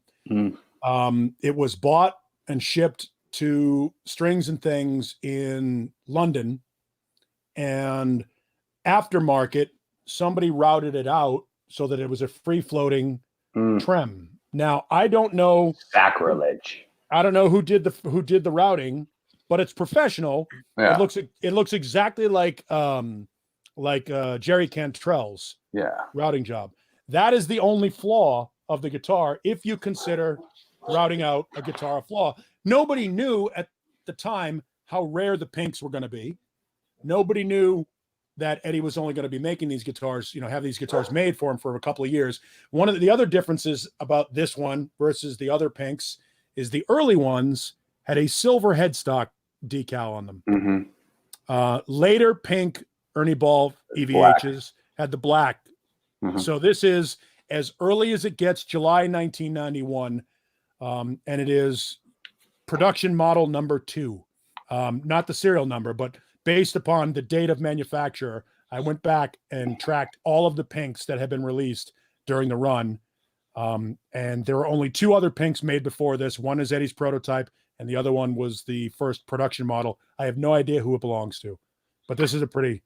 Is there a way to find out how many there are and how many of each color, like a whole just like spreadsheet? No, God, I haven't played this guitar in months, and right in tune, perfect. Yeah, it's in tune. It's perfect. These are flawless guitars. They are. It's as good as a guitar has ever been made. I love them. That's why I own a bunch of them. I actually brought out the black one too because it's the absolute last black one that was made. So I have one from the beginning of the run from July of 91, and then I've got September 27, 1995, the last day of production. I have the last black. So it's kind of a cool stories behind them. Yeah, I had a 93 amber forever, and then I sold it about 4 years ago. Yeah, I went on a buying spree, as you know, like 2 years ago, and went nuts buying these things for whatever reason. And this is the absolute last black Ernie Ball Music Man. Beautiful. To be manufactured on September 27th, 1995, the last day that they were producing these guitars for Eddie Van Halen. Now, I'm sure they made the Axis EX after the fact. They switched to the EX, yeah. Yeah, they shipped all the parts over to Japan, or they made them and shipped them off. But this is the absolute final trans black. Oh, and that top! Look at that top. Yeah, the top on this thing is nice. Oof. Yeah, and again, neither model faded. which is, again, And a tough. any rust on those Floyds or no? No. Nice. Did you say that was the last day? What was that? That was the last month or what? Last day was September 27th, 1995. So that one was from the last day. This is from the last day of production. That's cool. And it is the last black. Wow. Do you know what the last one is? I don't know what the last one is. I just know the last day. I don't think they tell you, because the thing with the Ernie Ball serial numbers, they're not sequentially in order. They just grab serial number plates, neck plates, and threw them on. In out fact, of a bin. Yeah. Yeah. The other thing that's weird, what do you call it with the Ernie Ball ones? And this is why my purple one, if you've seen it, maybe I'll break it out. But my purple one, the body is real vivid, but the headstock is faded. And the reason why is they're not matched. The necks were all in a box and the bodies were in a box. So they would get a body and they would clear coat it and do all that stuff and do all the UV protection. And then go grab a neck and just slap them together because they were the same color. Well, early on in the run, and I don't know that they ever resolved the issue with the EVH guitar, but they had UV protection issues, which is why so many of them have faded. The headstock of my purple has faded a bit, but the body is still vivid purple. Right. And that's another thing that's very common to these guitars. And So this one, I mean, technically, that could be the last one. could be. I don't know. I mean, it could very well. It was definitely made on the last day. So, however many they produced that day, this is one of the absolute last. Like, you probably have like a 7% chance of that being the last one. Yeah. Still, Depending also in tune. Amazing. Haven't touched these guitars. They've been sitting in their cases for months. Since as you know. 1992. Right. And when you close it, the bar pushes down, so it's always in a down position. Yes and no. Yeah, there's a little spot routed out on the old G&G cases that allow you to leave the bar on the guitar. You don't take the bar off these. Oh, you can't. Yeah. You can't. They don't even come off. Yeah. So. Wait a minute. How does that work? The bar won't come off the tremolo? Yeah, the screw bars only came in like maybe 17 years ago. The screw on bars, they used to be just They're there. connected. Wow. And it's what this one, according to Nesdal, Eddie would love this. Well, that's why it's on mine. I have to use a piece of gaffer's tape so it doesn't do that. Yeah, So I can have remember it when I had my original. I still have the guitar, but the Floyd, it's a different Floyd now. And when I was using the Godot Floyd, the way to get the bar on and off is you'd have to stick an Allen wrench through the back and twirl it on, and it would lock. Wow. Yeah. And so it wouldn't come off. No. And I never had a case either. I always had a gig bag, so the bar was always on. But what version of Floyd isn't that a German Floyd that's on the Music Man's? No, Godot. Well, Is it? It's a Godot, but mine has a German Floyd because I mean, a lot of people Kramer. replaced them too. Most of those, like you put them in, you put the bar forward, and it recesses the Floyd when the case closes, so it's actually pushed down. So that's why it's amazing that those guitars are still in tune. But they're amazing guitars. No, I mean, of all the signature models, I know Caleb prefers the EVH Fender version. I prefer the Ernie Ball version. Mm-hmm. No, I think they're all. I mean, they're all comparable for sure. And It makes a quality product, And I borrowed an Axis for like a year last year, and it was no worse than my Eddie. Like it was as good and maybe better. Just sounded incredible. The pickups are amazing. Those pickups are gold, is what it is. Those pickups that they made for that guitar. They're proprietary to this guitar. Unless you buy an EVH, an Ernie Ball EVH, or an Ernie Ball Axis, because they're proprietary to the Axis as well. Yeah. Those are the only way you can get those pickups. You can't buy them, or unless you mule them out of another body. Yeah. So anybody out there who really wants that guitar, they can get an Axis and be as satisfied as they get. The pickup selector is in a different spot, but it's the same guitar and the same. That's what I've heard. Yeah. A little bit wider neck. The neck is a little bit wider down by where the body joint is, but not. I mean, it's a 32nd of an inch. You wouldn't know it. Yeah. And the back has a cutaway on the Axis, as the Eddie doesn't. Yeah. Right. But they're, I mean, but sound wise, insane. without a doubt, the best guitar I own. A cutaway like a skunk stripe or what do you mean? No, a body bevel. Oh, okay. Yeah, a tummy, a belly, a tummy belly cut, belly cut, yeah, a belly area. yeah. area. Which is preferable, preferable.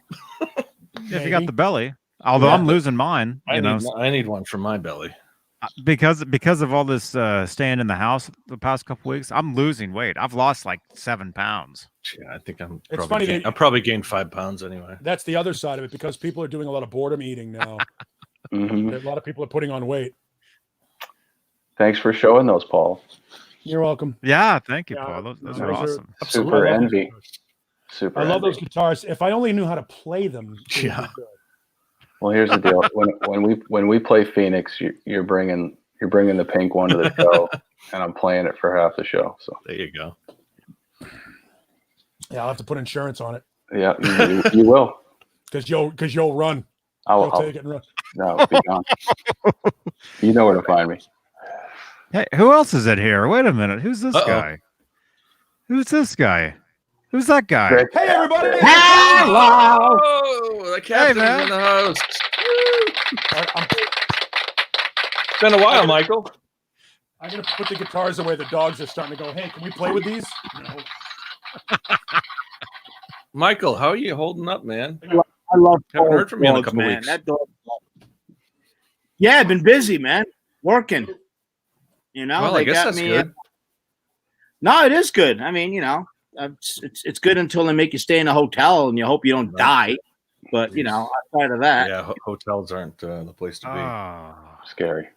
yeah. I mean, no, it's all good. Everybody's doing their part. I was in Cheyenne this past week for steam inspections and regular railroad inspections, and there's no breakfast. They cut that out. Excuse me. They have all the social distancing. Obviously, you can't. They have a line at the desk. This is a Holiday Inn where you had to go. You really not supposed to go past that.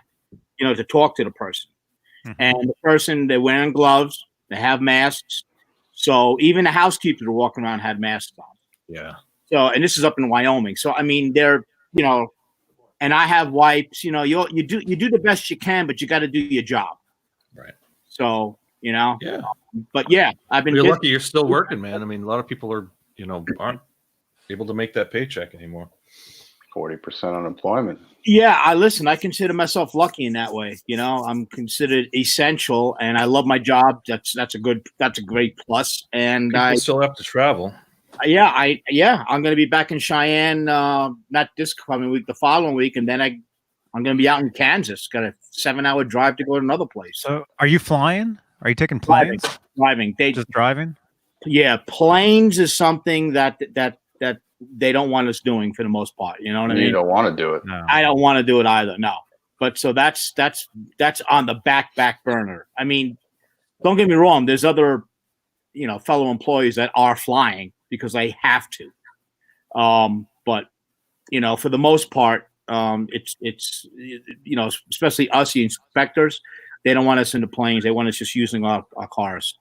So When you get to Cheyenne, there is a great Greasy Spoon diner right next There's a nice to. girl who I hooked Yeah. up with once. hold on. John, you know something? I want to hear John first, Paul. He said, Yeah, I understandable. I get it. I was thinking food. "Oh, okay, It's Well, it's only available for takeout. yeah, exactly." Yeah. What's the name of the joint, Paul? I don't know the name of the joint, but you'll know it because it's right next to the air base, the Air Force base. Yeah, And it's one of those old like train cars, like literally one of those old Greasy Spoon, silver chrome diners that you walk in and it's got the lunch counter and all that stuff. I would assume those guys are doing takeout, but it's the greasiest breakfast you'll ever had and worth it. It's so good. And I'll tell you right now, I will report to you in 2 weeks because, like I said, I'm going to be there not this coming week, the following week. I'll go check it out. I love mom and pop places. There's a hotel. There's like a little motel right next to it. And the only reason why I know that it's next to the air base, I wouldn't have known that when we checked in, except for 6 a.m. the next morning, a helicopter came up over the berm. It was like a Black Hawk that came up over the berm, and the ground was like rumbling. And like, oh yeah, you're staying next to the Air Force base. That's awesome. Yeah. That's cool. Hello, everybody in the chat. I see people saying hi. Hi. How's everybody doing? Hope everybody's staying safe. Yeah. Yeah. So how's everybody else doing? What's going on? I mean, is everybody the- besides myself, is everybody else on this is everybody else basically staying home? I mean, is everybody quarantined or No, I'm essential. Pretty much. yeah, Well, you Paul's have your essential. radio show, Paul, you gotta do. Right. Yeah. You have to go to the studio or you can't do it from home. I can do my part from home, but I run the board and handle all the music and production and stuff for the show. He's So essential. it's difficult to do the show without being in the studio. If it was just a talk show, great. If we had somebody that ran our board and was a producer that did that, but I handle all that stuff, so I go in. And the building, they're letting us do it, which is cool. The building is completely quarantined outside of on-air personnel, stuff like that. Yeah, So. even when I went on the when I was at the yard in Cheyenne, you have to legally we can't sign anything, but we have to answer questions. And they gave me a 10 questionnaire, verbal questions. Where have you been? You can't sign autographs or anything. You can't do autographs or anything. I'm not allowed to sign. No, legally, I'm not allowed to sign anything. By the way, I would just. I mean, Sorry, I can sign something if you things want. over. I'll sign something, John, if you want to send it to me. I mean, I'll be more than happy. It'll be worth as much I'll as the send ink on it. Nothing. He'll sign your boob. But John. no, He'll sign your boob. yeah. So everybody's being proactive. You have to answer all these questions before they allow you on the property. So it's just what a strange world we're in, man. Yeah. I would like to point out that the dog paw is actually transcribing a Monty Python skit called Eric the Half Bee in the comments, and people are lost. They have no idea what he's doing. He's just off on his own little thing. Wow. I can see. Yeah. And he's writing the script Man. like word for word verbatim to this thing called Eric the Half a Bee. I wish people And would while do that watching more people often. Go, what the hell is this going on?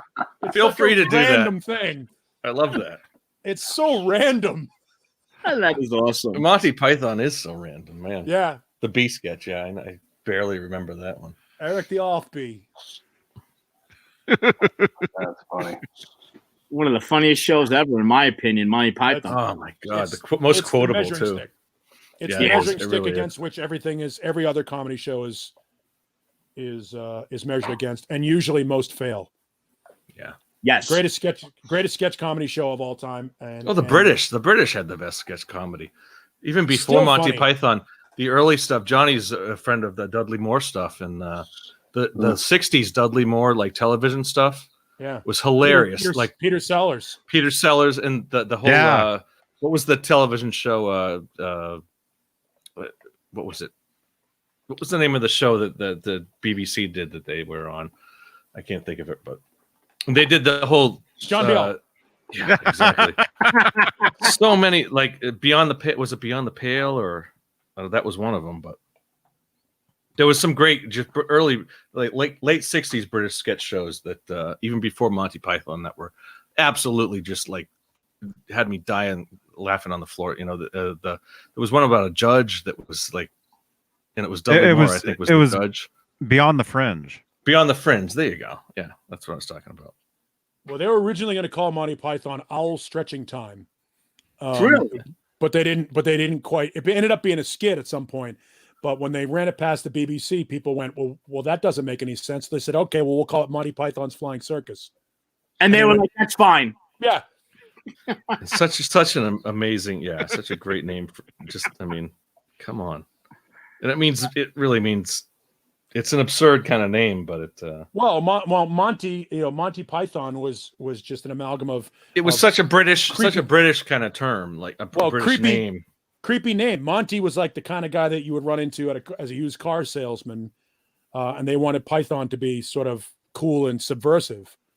And then a flying circus was just, that was kind of a common thing that everybody would go to, like at the bazaar.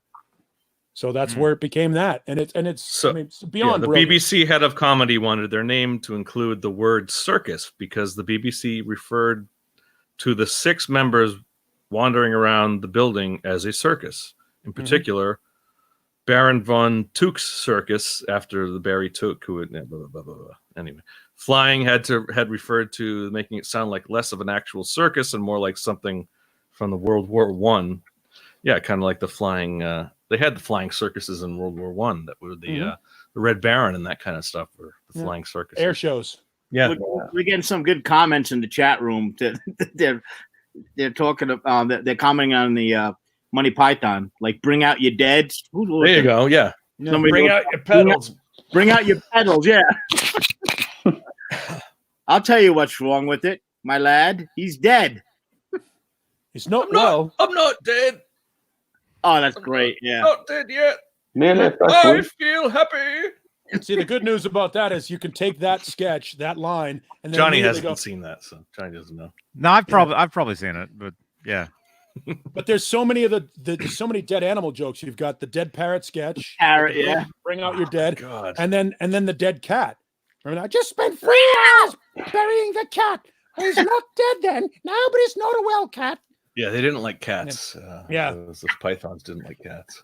Yeah. Oh, you do that dead on, dude. I spent a lot. That was one of the few things my mom would let me watch late night. Like if I got to stay up late to watch Monty Python. Again, PBS. That was like PBS. It was on PBS. Yes. Yeah. That was like that. Somebody thought, well, that's educational. Mm-hmm. It's funny. Yeah, you watch the history of. I mean, there is an actual documentary, the history of Monty Python, and they say like, yeah, that's what saved them in the U.S. was PBS broadcasts. Really? And then they or it may have actually been before PBS. They had a tour, like a theater tour that they did with the whole doing the skits and stuff. Life of Brian. Someone Krellbar just mentioned Biggest Dickus and the Life of Brian. Biggest Dickus, yeah. Biggest Dickus and his wife Intercontinentia Buttocks. There's so much. There's so much stuff in Life of Brian. It's just amazing. Absolutely, yeah. Yeah, no, I mean all of the Monty Python movies into there. Well, and interesting thing about it, there's another thing that's sort of an offshoot of the Monty Python, which, by the way, had it not happened, we would never have seen Spinal Tap, and that is the Rutles, which is That's right. The Rutles is Eric Idle and Neil Hines from the Bonzo Dog Doodah Band, and it was a parody of the Beatles, the Rutles, and it was financed by George Harrison. And That's actually, really, I didn't know that. Yeah, and also pre-Spinal Tap stuff, yeah. Yeah, Holy Grail also was financed by a bunch of musicians. I believe Jimmy John Page, Paul Jones, yeah. So they made those movies. Yeah, like Keith Moon and a lot of those guys did that, yeah. Yeah, see, there's the Rutles. Awesome. Yeah. If you haven't seen the Rutles, I haven't seen that in years, but yeah, it's a good. I haven't seen it. I have to watch that again. That's something to do now that everybody's staying home, right? Yep. You just got. And it was based on. It was actually based off a documentary that they from the '80s that they did on. I think it was from the '80s that they did on the Beatles, like the Complete Beatles or something like that, and it was kind of a parody of an actual like theatrical documentary that they did on the Beatles. There you go. Pathetic. Oh, look at him. The Rutles. Is that the soundtrack? You have those. Nice. You're damn right I do. You're damn right he does. Nice. Gotta have So who was it? Eric Idle? Eric Idle and Neil Hines. He was the only one from the Pythons, I guess. I thought it was more of them. I thought it was like the whole Python. Neil Hines was a member of the Bonzo Dog Doodah Band, and he also wrote a lot of the music with Eric Idle for Monty Python. So he was a musical collaborator. He's an American then? Was he from the Bonzo? Oh, I thought that Bonzo group was from No, Bonzo Dog Doodah Band. San Francisco kind of. No, the Rutles are fantastic. The album is called the movie is called Let It Rot. and I own it on DVD. I know that shouldn't shock you. Let It Rot. There it is. Yeah, like Let It Be. The whole cover is the same. That's awesome. So they redid like every album, every cover. Yes, and the songs. The songs are remarkably good. Like Tragically history. Tragic. That's awesome.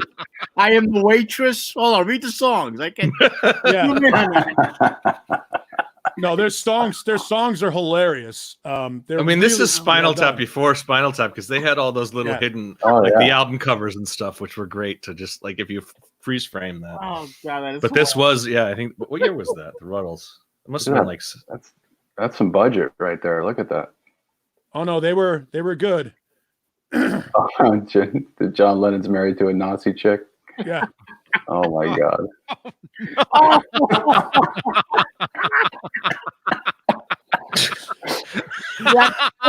That's wrong on every level. That's why it's so freaking hilarious. What was great in it is they're doing the documentary thing and they're interviewing guys. There's Neil Hines there near the end. And they're doing the documentary and they're interviewing like real rock stars. Like Mick Jagger is in this movie. And they ask him at some point, they're like, do you think the Rutles will ever reunite? And I haven't seen it in years, but yeah. Mick Jagger looks in the camera and he goes, I hope not. They were on SNL in 1976, Saturday Night Live. Yeah. Awesome. 76, Fantastic. 77. So yeah, they did a couple appearances. Then they did All I Need Is Cash, 78. So this was well before the Spinal Tap, and it's very All I Need Is Cash. Wasn't there a song kind of like that? All You Need Is Cash, yeah. All You Need Is Cash is one of the songs. Give Me Some Money was Give Me Some Money was so. I mean, that was almost directly influenced. SD Design asked he likes the song by the Beatles called "I Am the Walrus." Well, there's a song by the Rutles called "Cheese and Onions," and Piggy in the middle. You know the part in "I Am the Walrus" is "I am the Eggman, I am the Eggman, I am the Walrus." Well, in the Rutles song, it's "Hey diddle diddle, cat in the fiddle, piggy in the middle." Just completely nonsensical lyrics. But seriously, if you go to YouTube and just YouTube the Rutles and pull up the songs, you will swear that these are Beatles outtakes. They're so well produced and so well written, fantastically done. That's awesome. Yeah, and I that's remember that. Well, parodies in the he does mid well. 70s, they probably did it in an 8-track studio or back in Abbey Road or something like that. If it was British, produced. I'm guessing John is listening to some of it now. Johnny Beane is listening to some of it now, yes? Oh no, I'm not. I will though, definitely. Because you just went ow, and I thought maybe you heard something. We should make this like a homework assignment. Like have everybody listen Right. Yeah. Tell your Rutles stories next week. I actually watched Spinal Tap a couple days ago. John, for the first time. I'm gonna make a Rutles go for channel it. in the Discord, and anything we find on them, we're gonna put in that channel. Definitely. There you go. Yeah, let's do that. We tried to do the Spinal Tap, I gotta see this stuff. watch party, but and Johnny and I were trying to do watch party. Watch party. I gotta watch. Yeah, it's almost time. SD Design asked me if I knew any Weezer. You mean like to play, or do I know the band? Oh, it may be a shot at you and Nerd Halen. Oh, okay. Yeah. I saw Weezer. There's a connection there, right? Yeah, I saw Weezer play at the Whiskey with Green Day and Fall Out Boy in September. I guess that was last year, right? That was awesome. And did they play Africa? Yeah. Oh man! Oh, you might have been streaming it live. Actually, Because Weezer covers that. I might have Africa? seen. Yeah. That. Yeah, I think I was. You've never seen their version of that? I don't think I've heard that. No. Oh my dude, watch the music Africa, video. I love man. Africa's such a great song. Watch the music video. For I will. I'll Africa check from that out. Weezer Absolutely. and see if Check you can that figure out. out who the lead singer is. In that. You did stream it, Coach. It's awesome. Yeah, didn't you? Did you stream some of that? I think I was streaming some from that night for sure. Yeah. Yeah. You did. That was Have seen awesome. it then. You were singing along. You were singing along to dude. Green Day. I remember. I was was so- watching. I remember. Yeah, I remember. I was watching it. Truly, like one of the greatest live music events I've ever, because you're in the Whiskey and it's packed to the hilt. I mean, I've never seen it that packed. And that was a real crowd, that waited in line all day, like including me. And well, that's a major show. Yeah, I mean, it was just like the best energy ever. But what was really cool was a couple months later, I played the Viper Room with Nerd Halen at 8:30 on a Wednesday night. And I look out in the second song, I look out and I see somebody I recognize. I'm like, who is that? And it's Rivers from Weezer. And he's standing there like this, looking right at me. Well, it was Los Angeles. Yeah. And then he was gone. So it was like he literally came out of the night just to see what we were all about. So that was really cool. Got a question from Dutchy 5150. We were just talking about when we were talking about the Rutles and stuff. He brought up Bad News. Do you remember Bad News? No. No. Bad news. They were on. It was the guys from the Young Ones. Oh yeah, Oh man. Young Ones. I love that show. Bad It was news. Three of the guys from the Young Ones. New Fred. Was that the band on MTV? They used to have Yes. the Young Ones, and then after the Yes. Young Ones, there was another show where they Bad had a News. band that was a lot Yes. like Small Tap, but it was Yes. okay. I English. saw that when I was a kid, man. Yep. Bad news. That was awesome. They used to show the video, and up until MTV stopped showing music videos, every Christmas they'd show "Cashing In on Christmas." One of the songs that they did an actual video for it. But yeah, 3 of the guys from the Young Ones, the guy that played Neil, the guy that played Rick, and the guy that played Vivian. Rick All those Mayall. guys. Yeah, Rick Mayall, Adrian Edmondson, Fred. and Nigel Wasn't Nigel Drop Planer Dead. I'm thinking of Drop Dead. Fred was Rick Mayall. was Rick Mayall, yeah, who's now dead. Oh, Thanks for bringing it up. Yeah, he passed away several years ago. Someone asked, did the whiskey smell like a sweaty ball sack that night? No. If it didn't, then there was something wrong. Yeah, I'm no, thinking of the rainbow. it smelled like Thinking of Toad's it Place. smelled like old beer. Smelled like old beer. Toad's It's Place. like is every another one of other those. rock club in the world smells like old beer. So CBGB smell ball Caleb, sacks. you guys ever been to Toad's Place? Caleb, I think you must have been around there. we Or Paul, you've probably been around there. Yeah. actually Or what was the band? Tonic. Yeah, with Tonic, Tonic. yeah, When I was you guys tour probably managing played. Tonic, we Sure they had a might be Toad's there. Place gig, and I believe it was canceled for some reason, but we were there. Damn.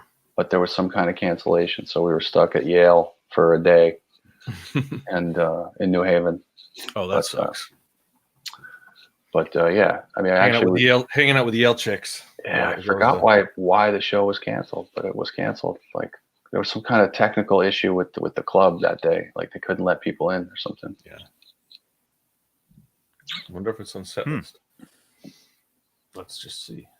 The only thing I ever saw at Toad's Place was Blue Saraceno.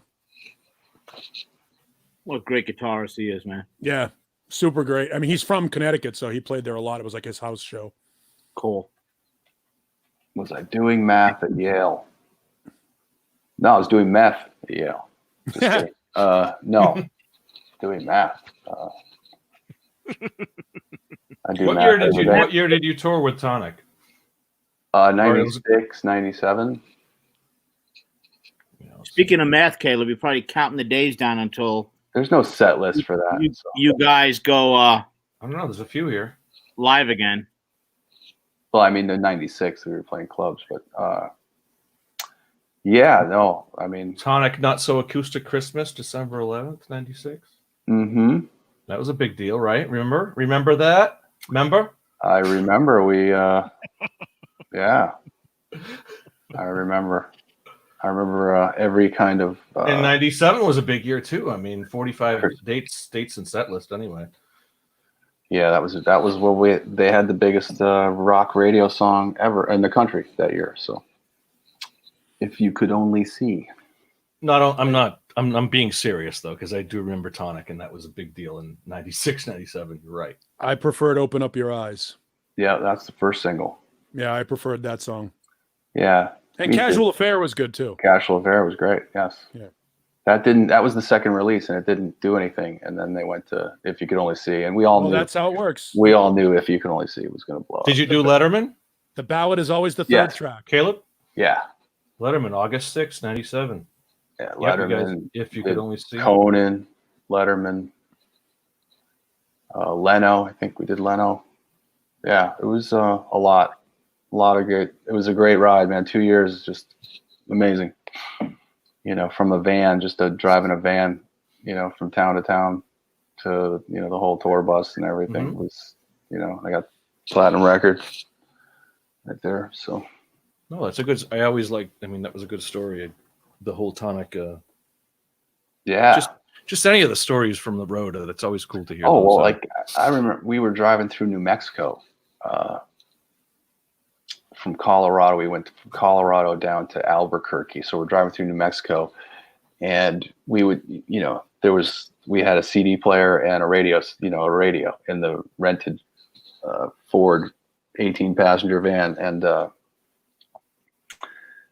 we would just try to get rock stations, because we knew the song was out there. Like Open Up Your Eyes had just been sent to radio. So we were just trying to catch it because they'd never heard it on the radio. So it was on top 40 radio, right? For several weeks anyway. Yeah. I don't think Open Up Your Eyes went to the top 40 though, did it? No, but a little too heavy at the time. Yeah, it was, alternative, and but we were driving through New Mexico, and we got a station on the air, and it was like their new music hour or something. And they're like, welcome to the new music hour. Let's start off with Tonic. Oh, and then the song starts, and we'd never heard the song on the radio before. And like I still have a picture of the guys, because I was driving and I just took my camera and over my shoulder to get the faces, and it was amazing. Like it was, You still have Cool. You still have that picture? I think I do. That'd be pretty cool to see, man. Because that's a snapshot in time right there, man. Well, I think everyone was just sweaty and uncomfortable, and Yeah, but still I'm sure they perked up when they heard it, man. oh Right. man, it was. It's I don't know if everybody knows the band, but out there in the chat, but that first record is those songs as are good a debut record as anybody's. Like, if you were listening to radio and even any kind of rock radio, there's no bad song on mid-90s, that record. So on Lemon Parade, there's just no bad song. So I mean, they're all single quality and great songs, and they had an edge. They did a lot of tunings, a lot of different tunings with their guitars and capo positions, and your ears, pick up on that. Like people who don't even know music, they can tell that there's a different kind of thing going on. There they are. Mm-hmm. was it a trio? It was always a trio. No, it was a 4-piece, and my best friend was the drummer, and he left the band. He left the band in '98 after 2 years of the road, and they went to 3, and they just used a hired gun from then on. So. And they've done some reunion tours too, haven't they? Oh no, they still play, and Emerson still plays, and Dan, the bass player, so he's a manager now. He manages like one of the Jonas Brothers, and the guitar player Jeff is a big score guy now. He does the Gotham. He did that show. He does the new. The new Star Trek. He does the music for it. Nice. Gotham in Star Trek. That's massive. He's won Emmys. He's won Emmys. Wow. Yeah, he's like, it's like he's making way more money than he ever did in Tonic. So it's pretty crazy. That's how Gary Hoey makes his money that way. Now he does music for Disney rides. So you go to Disneyland, the music that you're hearing on like Space Mountain or whatever ride you happen to be on, all those rock tunes, Gary Hoey does those, and he also does production music for ESPN that sound like other songs. Like when they're doing basketball highlights, and underneath the music you hear underneath it that sounds like even flow from Pearl Jam or whatever it is. I remember they would play all the time. That's Gary Hoey. Well, you watch some of those unauthorized documentaries, and there's always like the almost Van Halen song, like what was it, the early years documentary. They have like the almost Van Halen, Ain't Talking About Love and all that stuff. It's almost there, but Dance the Night Away, and same technique but different notes. The whole thing, I mean, just to button up Tonic was it was super fun just to be along. I was 26 years old, and I wasn't able to get my own band together, and then my friends did, and so what happens is, you join your friends, the jobs go to your friends, and that was the same time I was working in a club and doing production and that kind of with bands at pretty much the same level. I don't think Tonic ever came through, but a lot of those 96, 97 was. We toured with the Verve Pipe. It's a band out of Michigan, and they definitely came through. I know the Verve Pipe. Yeah. I had one of their drum keys for Great. I stole his drum key. From Great bunch of guys. But I remember another thing I stole. You borrowed His drum I key. remember, downloaded. Appropriated. I remember the singer for the Verve Pipe, Brian. He in an interview he was doing, like, we were all backstage and he was doing an interview, and someone said, like, what would you be doing if you weren't doing this, you know? And he like didn't even hesitate. He goes, I'd probably be guitar teching for a friend's band. And I thought that was perfect. Yeah. I thought that was perfect. Yeah, I was That's on so the true. on the radio in Memphis when that record came out. So by the time I was on the air in Memphis when Open Up Your Eyes and Casual Affair came out, by the Mhm. time If You Could Only See came out, I was on in New Orleans. Right. And that was a massive record. Everybody was playing it. Hmm. But it was weird to see the evolution, because Open Up Your Eyes and If You Could Only See couldn't be more diametrically opposed on the same album. Yeah. And the idea, had they come with If You Could Only See first, the station I worked at in Memphis would never have touched it. Like, Right. it was the typical marketing where first song is a rock song, second song is a pop song. If Third that doesn't song work, is the good. throw the ballad, yeah. Throw the ballad out, or the power ballad, or whatever it is. That's Mhm. the The money hook, shot. Yeah. You know, Mhm. and that was They were saving it. Everybody knew that was the song. You know, like it just had Nowadays you don't have that though. Nowadays you don't have that patience. It's give them the single and hope it goes. it. Exactly. You know, they did that with Guns N' Roses. It's So Easy, Welcome to the Jungle, both of them stiffed, Sweet Child of Mine. Then re-release Welcome to the Jungle, and then Paradise City. Well, wasn't it? It was Welcome to the Jungle and Mr. Brownstone was being played simultaneously, and people didn't know it was the same band because Right. Axl was singing in a different register. Well, It's So Easy was the Yeah. first single. They tried it over in the UK, and it stiffed. Mm-hmm. So they came back here, did Jungle, and then Jungle didn't really do well. Sweet Child of Mine comes out. They re-released Jungle, and then Paradise City. Yeah. By that point, but at that point, it was like people were just.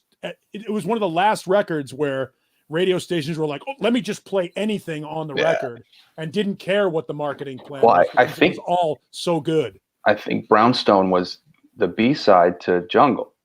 So I think that check it out. I grew up here in Southern California, and KNEC was the big station. But not really, not with ratings. Right, but for the rock people, like, it was heavy, it was hard rock and metal and whatever, and they were playing both songs simultaneously, and you didn't know right away that they were the same band. You just didn't. It's So Easy was the first track to be released in June 15th, 87. Wow, my birthday. Are you B-side double was. checking my work?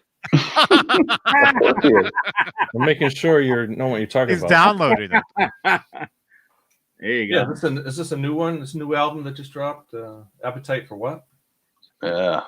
I see some signatures on there. A good friend of mine was on the original artwork for that. It was a skateboarder. And you can see there's a promotional stamp. Where is it? Right there down here by the corner. Yeah. This is one of the promo copies of the record. I had Slash sign it in '95. Nice. And that's the only signature I have on it, but that's the original deal. The only thing that's not with it is the sticker. The sticker is on that bass that I talked about in this guitar right here. That bass that I borrowed from my cousin has the sticker with the cross on, you on put it that on there. bass. Cool. Yeah. Yeah, the B-side was Mr. Brownstone from It's So Easy. Ah. Yeah, that was June 15th, 87. And and nothing happened. There was like no traction when they first released that. So Brownstone was probably played before Welcome to the Jungle on most And radio. so Welcome to the Jungle was the second, and that was October. So from June 15th of 87 to October 3rd, they had nothing, which is kind of, and then Welcome to the Jungle was the big one that kind of broke. Well, hang on. And then Sweet Child just blew it all right. over. So, wait a minute. So the B-side was Whole Lot of Rosie. On the UK B-side was Whole Lot of Rosie, and then the US B-side to if you get the Jungle was Mr. Brownstone. If you get the what is it on iTunes, you can get Welcome. You can get this Whole is what Lot you're of Rosie. talking about. No, you get Appetite, but it's all the bonus stuff that comes with. They have all the 86 demos on it. This is what you're talking about, though, as far as the B-side with. Oh, is that got Rosie on the it. Hello Rosie? Wow. Yeah, this is the. I don't think I've heard that one. Their cover of that. Yeah, this EP has. I gotta put on my cheaters for it because it's fucking in red and impossible to read. This has "It's So Easy." This was the first single. This was the EP that they marketed, the promo EP before the album came out. "It's So Easy," "Shadow of Your Love" live, "Move to the City" live. Which, by the way, neither of them are live. They're just studio tracks with crowd. Knocking on Heaven's Door" live from a club in London. Right. "Whole Lot of Rosie" live, and in the beginning, this is the one where Axl Rose talks about how Melody Maker calls him a weak AC/DC clone, and then "Sweet Child of Mine." So it's like 5 or 6 songs on it, but this was only available in Japan. Wow. So, and looking, "A Sweet Child of Mine" was dropped as a single in August 17th, 88. So, well over a year after. Oh yeah, Appetite came out. That album had a lot of legs. That album lasted and then the last time. one, 89, July 29th, 89 was "Night Train" was the last single, which probably didn't do. I mean, I don't think I remember that as it. Paradise City was November 30th of 88. Yeah, then they put out an EP with Spaghetti Mama Incident. No, what was it called? Yeah, it was One the with Lies Patience, EP. with Patience on it. Yeah, the Lies EP. Oh, that's right. Yeah, Lies. Yeah, Gianna Lies. Yeah. And Another then great band that we, and then the big two, man. I wore out my Use Your Illusion records, both of them. Oh, I was just watching the live Tokyo concert, which is probably the best representation of Guns N' Roses, the original Guns N' Roses live. Well, 92 in Tokyo. I mean, they were, but it's a 3-hour concert with just about every track you can imagine. yeah, that Ritz show from 1988 is just incendiary. It's cool as shit. Yeah. I mean, you're talking, and we all remember that from MTV, the broadcast. That was amazing. Yeah, I saw them a couple of times right before they popped. I saw them at the Paradise in Boston. And there was nobody there, and then I saw them at the Orpheum Theater with Zodiac Mind Warp and the Love Reaction. Yeah, and Udo Dirkschneider. And it was a phenomenal show. Axl did a handstand on a skateboard across the stage while they were playing. awesome. Jeez, man. To see a band like that in its infancy was like, I don't know how to describe. The only other band that I can say that had that kind of energy, I saw Rage Against the Machine in a club before they popped, and it was like the building was breathing. It was so powerful. Guns N' Roses in '88, right before they popped, before they got on that Aerosmith tour, were just like every other band. Don't even bother. So you saw them on October 27th, 87. Yep, and it was like seeing Seven Dust today. Any other band on the bill is going to get killed. I saw them open for the Cult in Long Beach, maybe the summer of '87. Look that up. In Long Beach, that was September 5th. Okay. 87. I went to that show, and I'll never forget it because they played their set, and then they kept with the Cult, and then they kept going. They supported the Cult, so they opened for the Cult. They opened for the Cult. They blew them off the fucking stage. I can imagine. And they wouldn't. Well, that was the Electric record, and the Cult hadn't quite hit their stride yet, too. Oh no, it was Love Removal. Yeah, Electric. Yeah, 87. That's a great record. It's a phenomenal record. The original mix, the Peace album, is even better. Right. So Caleb, you said they kept going. What do you mean? Right. Like they it was their first hometown arena show of their career. And previous to that was a couple of California gigs. So Santa Cruz.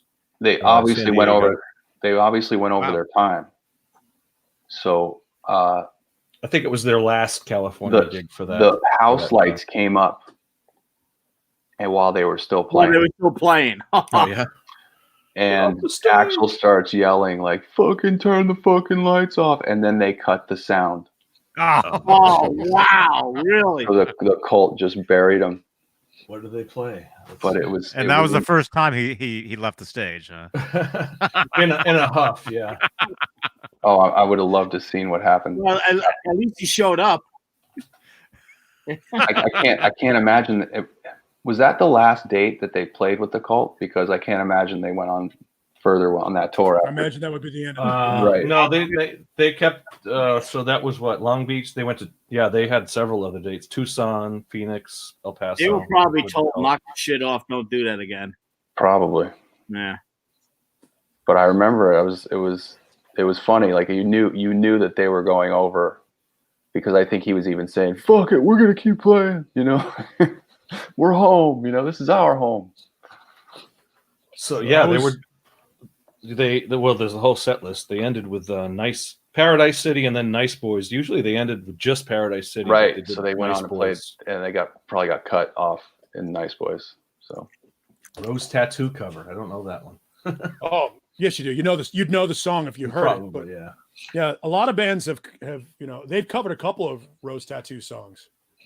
But okay, so they did a couple of dates. Oh no, that was 80. Oh, sorry. All right, 87. They only did one at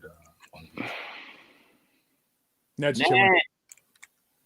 Yeah, this is what he does. He jumps up on the table, climbs right here, and this is where he sits. he didn't drop like a mouse stomach in your lap or anything. Jeez, yeah. No, but I still got to clean that up. It's in the garage.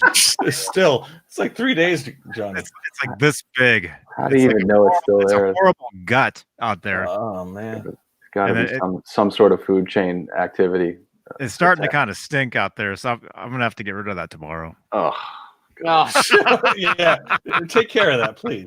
Yeah. It's probably about like time. the to get picture you something. put up, Johnny, of Ned when you first got him, and then him like later on. Now, Huh? didn't you put a picture up of like when you first got Ned, and then another photo later on, like a before and after? How he got big? Oh, I don't know. Yeah, you did. I don't remember. Caleb, did you see the This week. Guns N' Roses opening I for did. the Stones in '89 yes. at the No, that- Coliseum? That At was the just two Coliseum pictures. and Living Color. Yeah. Before that. Yeah, We're having two separate Two conversations. different conversations. Yeah. Yeah. No, that was just two pictures of Ned. Okay. Oh, that was two within the same day. That was him sleeping on the couch. That was him like hanging, chilling out, and then sleeping. That was the same day. Oh, okay. They looked different to me. Okay, my bad. Yeah. Okay, so Caleb and John, you continue, and Paul. Thank you. Thank you. Paul, Yeah, It's all right. the wheels All good. tour. It's too bad this isn't in stereo, and I could pan each of Yeah. us to like. Well, you can do different that. No, speakers. you can't. Yeah, I guess you can't do That'd that. be great. And everyone can pick their Have conversation. two Pick your different side. shows in one Pick your show. side. exactly. There you go. Oh, double the mileage, man. Did I just Imagine invent listening something? to this on the podcast? Imagine listening to a podcast. You were like, "What the, Dude, we could do that. I hope What I nobody's love- listening right now. I could actually, we could do that, man. There you I go." feel like it's a game now. It's a game where if somebody speaks, somebody else is going to talk to try and talk over them. You know Exactly. who would drive? You know who this would drive nuts? Jay Hannon would be like, "Oh my Sure. god!" Him and Nesdahl would be like, "Ah!" Turning red. Yeah, Yeah, Jay should be here. He was mixing a song for somebody. Yeah, if you didn't catch the Um, earlier show, check that out after we're done. Checked out the earlier. Yeah, Jay. It was a Jay Wow. Gizmachi takeover, and he hosted his own show with the band members from Gizmachi, and they did like an hour and a half. Yeah. Yeah, that was cool. I didn't see it live. I reposted it, but I'm gonna definitely watch it, man. The new single dropped today. Did Right. it? Yeah, did it? I The was new here and I album don't came remember. out today. Oh yeah, the new album came out today. Oh, that's the Van Halen 2 one. Yeah. It's the Fresno. Yeah. So yeah, they were at the Coliseum. They opened for the Stones in the Coliseum, and just like Van Halen did in '81, they did With their. Living Color. They Living did Colour four should get more four run. nights at the Coliseum. Jeez. But looks like 90,000 each night. Almost Yeah. 90,000 people. Christ, You know, we were talking about. that's insane. There was How about nothing to the, do back then. There were no phones, no It TV. was, You know, it was and it nothing. was like $8 for a ticket. The funny thing is, the Illusion records when they came out, they sold like 900,000 copies in 3 days. Yeah. Like they came out on a Friday, and And by people were Monday- angry because they released it on 2 albums too. You know. Yeah, well, if you take the great stuff from one and great stuff from two, and you've got another appetite. I mean, You No, can see I it love was the starting to Illusion become a little. albums, The Illusion albums, there's some bloating on there, but not a lot. Not a lot. I think Not actually, a lot. actually, it's like I don't think anyone's ever done with that with two And records. if you at think once. about it, you know, But Springsteen- one of those Springsteen- albums is probably an hour long, right? Or like 45 minutes anyway. I mean, Well, they're compared both- to an they're both album, 60-minute albums. Yeah, they both have like so compared 14 to tracks. Van they're both Halen, 70 plus you know, minutes. Fair Warning or something, which is 30 minutes. You know, No. those are you're getting your bang for your buck there. Dude, you got like Coma and Locomotive. Estranged, Might be my Strange. favorite Guns N' Roses track. Yeah. Yesterday's great. I mean, that I whole, love was like I Coma. said, I was watching the whole concert from Tokyo, which is a great. I love Coma. I think that's an amazing song. Amazing. I agree. Coma's a good song. Yeah, there's the only things like Get in the Ring and things. You know, there's a couple of songs that. Well, are, when Axel that are tries sort to of rap, Oh, I love Getting the Ring at the end. Is that Slash or Duff who's drunk? This goes out to all the fucking fans. Like you can hear his voice Slash. cracking.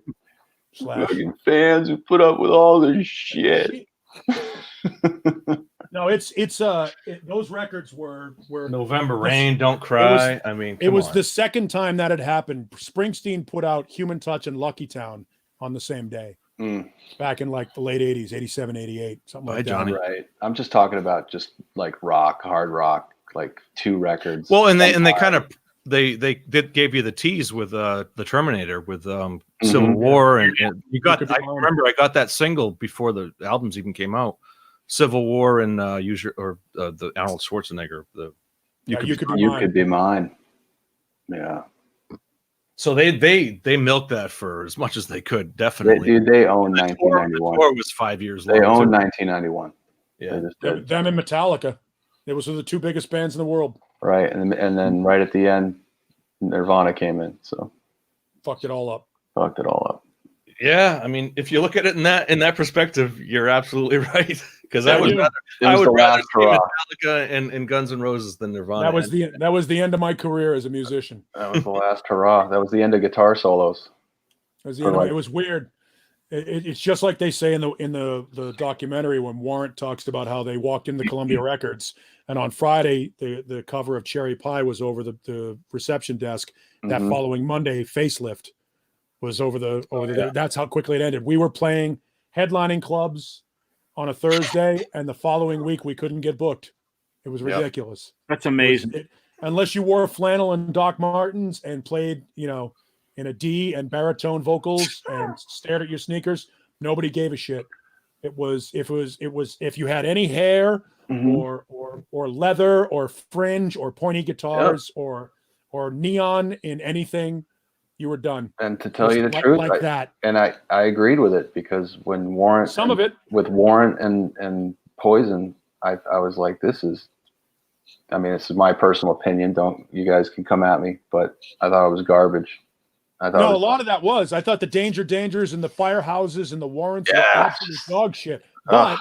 But you had Badlands and you had Blue Murder and you had Spread Eagle and you had Tora Tora and you had Tesla and you had some of these bands that had to be flushed out with all the shit, because Sea Hags and Rocks Gang and Vane and whatever. Odin.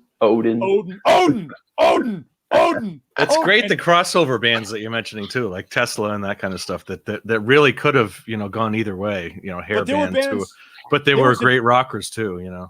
There were bands that were in between the LA glam shit bands and the grunge depression bands. There was a band called Warrior Soul, fantastic. I've heard of them. Yeah. Saigon Kick, fantastic band. I mean, these are bands that Psychofunkapus, great band. These are bands that were in the middle there that you couldn't lump in the hair bands, and you couldn't. Well, even something like Faith No More, which was huge at that, the late '80s, early '90s, was Suicidal Tendencies. They were suicidal. I saw them live twice. And personally, I had a similar feeling with. Although I really like Sebastian, but I thought Skid Row was in that, like, really just trying to really be, glammy, poppy. Well, and that was probably the record company that pushed them in that direction because that was Doc McGee, is what that was. They were rockers, man. They definitely had the rock sound too. So femmy. You know, I remember seeing Skid Row open for Guns N' Roses, and I just remember, like, you know, thinking, God, he looks like a beautiful chick, but then his mouth, he was just the most, you know, profanity laden lead singer in history. Like every word was fuck, and you're like, dude, overcompensate, give me a break, you know, like, look at you. It was that was kind of his. I never saw them in that at that era. I mean, I saw Sebastian Bach in like 2003. Yeah, like he would just like fuck motherfucker, but then he'd be like, but he had the vocal chops for it too. I mean, he was such a great vocalist. Oh, yeah, he had a great voice. They were way heavier live. They were way heavier live than they ever were on record. I think there's another example of a band that was marketed to MTV and videos, and I remember they had Extreme Syndrome, which is the ballads. The ballads were so massive and so popular that stuff like Slave to the Grind and the ballads it just slipped through the cracks. And Monkey Business, which are both great songs. But they had a lot of crap too. Like Get the Fuck Out was a terrible song. Big Guns was a terrible song lyrically, just silly. They were toward the end of that and probably kickstarted that next level of shit bands like Firehouse, like Warrant, like Danger. Man, you could go through. There's just a list. Is none any. South Gang. It's just like these bands were made in a boardroom. That's what it felt like. You know. Yeah. They're made in a boardroom. They weren't made, you know, in somebody's garage. So that's what it felt like. And you know, Poison. When I remember the first time I saw Poison, I was like, dude, that's a fucking cheap trick lick. Stop with that. Same thing with Enough's Enough. Yeah.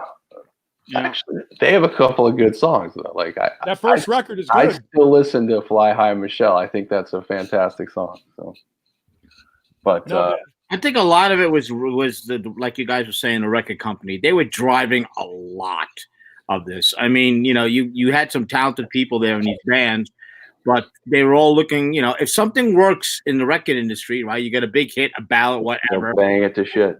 They push all the talent in that direction, looking for the sale. Well, the sad part is there were good bands. Some of those bands of that era that came toward the end, like, well, they were around before. This is the funny thing about it. Kix was a fantastic band from the beginning in the 70s. Then they found their sort of niche in the mid 80s. And then by the time the 90s walked around, everybody was like, oh, they're a big hair band.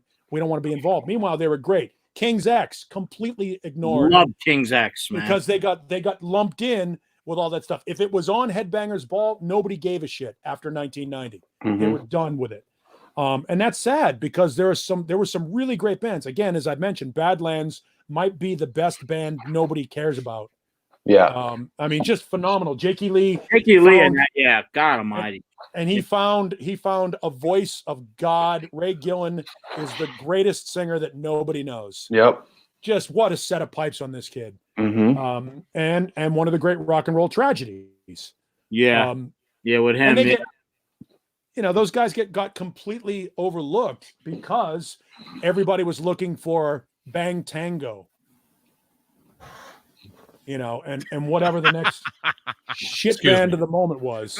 His story, the singer, like you just say, that was a tragedy. I mean, that a lot of people probably don't know about the story, you know, with the AIDS and everything, but that's it was a great and that's why the first album, it's hard to find. I mean, they pulled it away because of monetary things.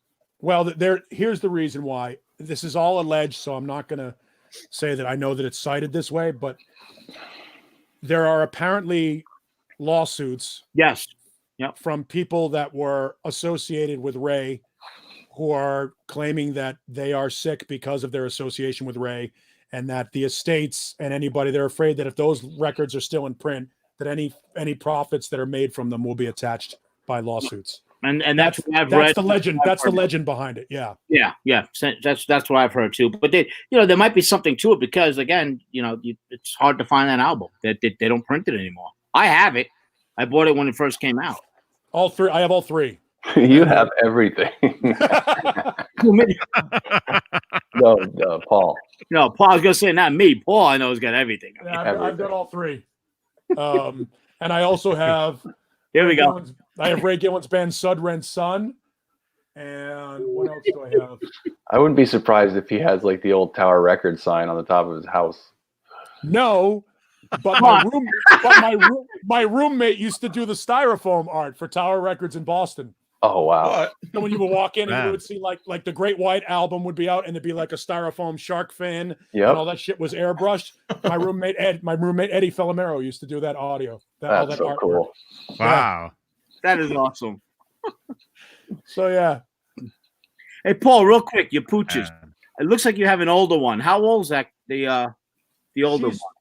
I don't know. I'm guessing Lemmy's probably around 10. Lemmy's 10. Not 9 or 10. She's slowing down. She just likes to chill. No, I saw her walking in the background. I'm like, oh, you got a little grandpa or grandma, you know.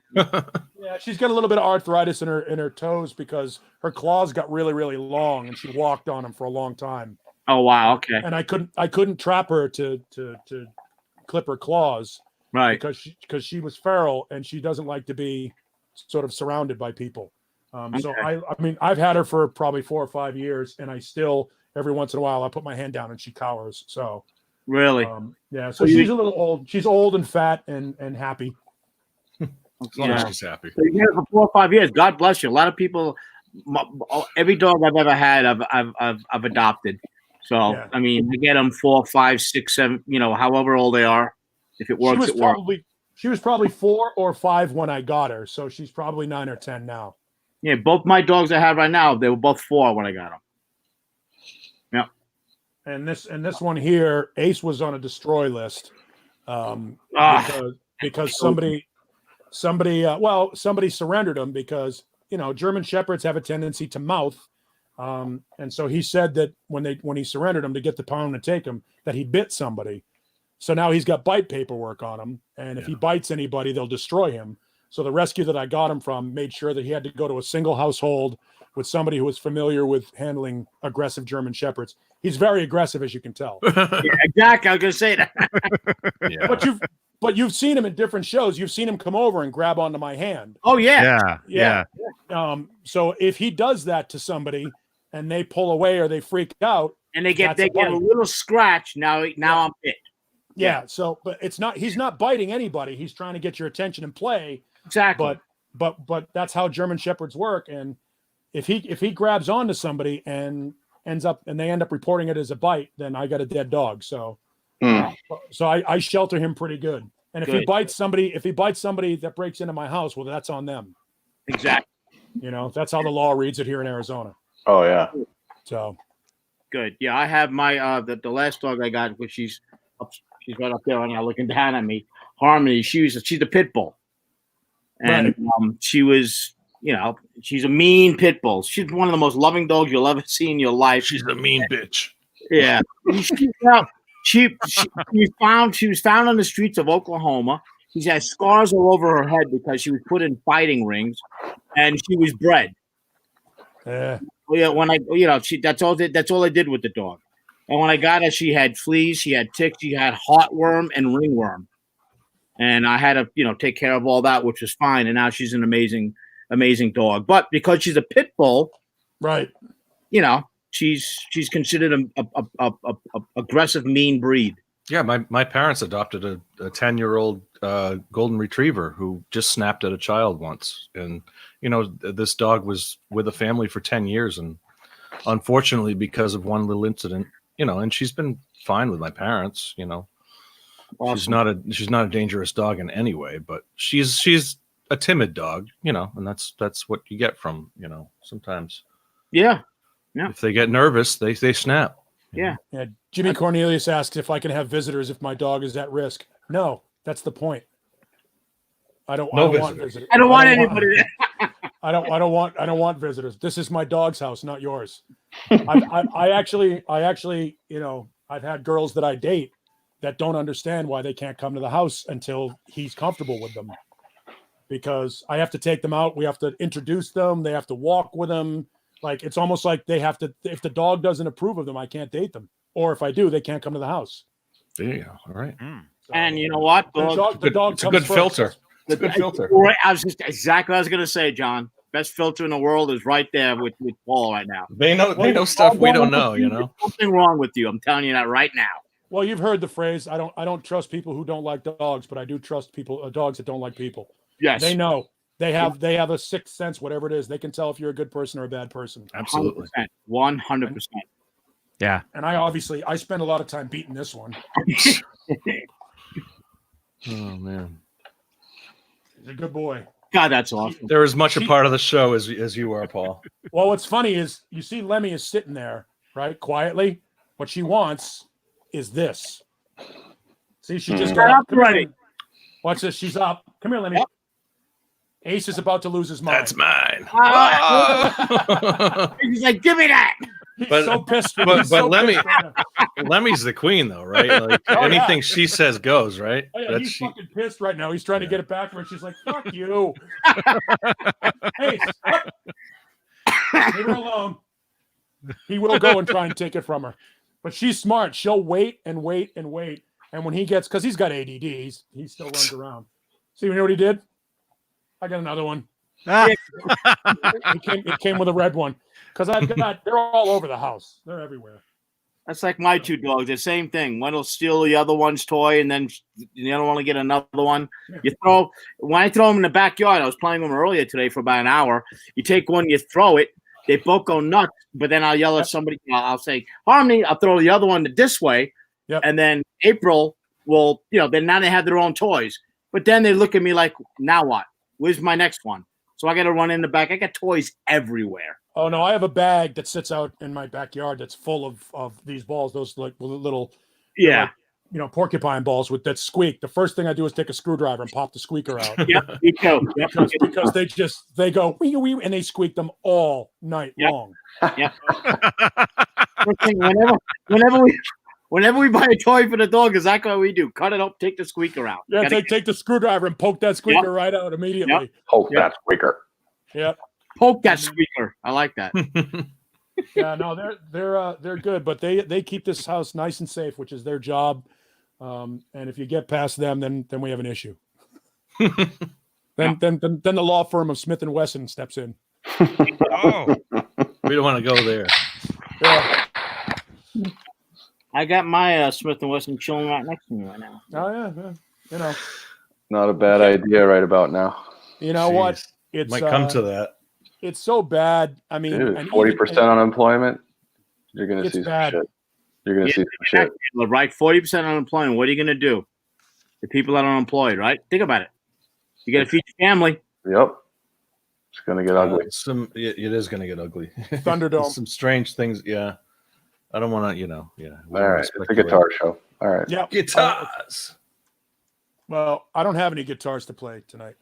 I put them all away. Well, you showed a couple. We saw Michael, them. Michael, what do you have? Oh. Anything new? Michael, have you got anything new? Any new guitars recently?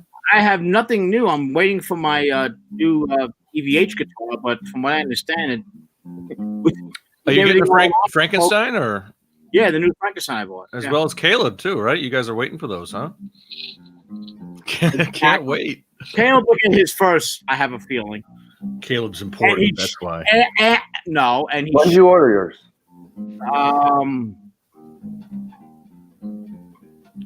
month and a half ago. In the meantime, Paul will serenade us. I think it was around similar time. I mean, I'm getting mine from the company, so I don't know. I'm Mine getting was mine supposed- right from the before all company. this craziness started, I was supposed to get mine in June. All right, I was told May, Okay, there you go. but Maybe for the important people, June I hope, for the rest I of really us. No, hope, I think Caleb should get it first too because he. Of course, I know. I should get it first. Caleb earned it, man. You're a Nerd Halen. And you also a artist. Yeah, That's right. Awesome, surreal. absolutely awesome. Still doesn't compute. Part of the family. but Part of the family. right. I like John BL's comments. What do you say? Every time after one of you says something, he says something, but it's like you guys don't hear him. Oh, Good. That's better off because what'd you say, John? I'm sorry. Shit. I don't know. I'm just kind of, I'm kind of hype. I'm hyping and trying to hype Caleb in a little bit on the artist side. Caleb is a fucking EVH artist. That's Oh right. my Let God. that sink in. How awesome is that? I mean, It come hasn't sunk in. It's not sinking in. that But, is that is One of the few in the proud selected, definitely. yeah, and it's also well deserved. So, Absolutely. well, Dude. And check into Nerd Halen too if you haven't checked that out. absolutely. yeah. Yeah, right here. Oh, bring it out. There you go. He's only the second EVH artist I've ever known behind the mustache. Oh, Yeah, but you So but you he's keep a- amazing company. I think I took his spot. It's possible. yeah, the difference is the operative word when it works with Caleb is artist. Oh, thanks, dude.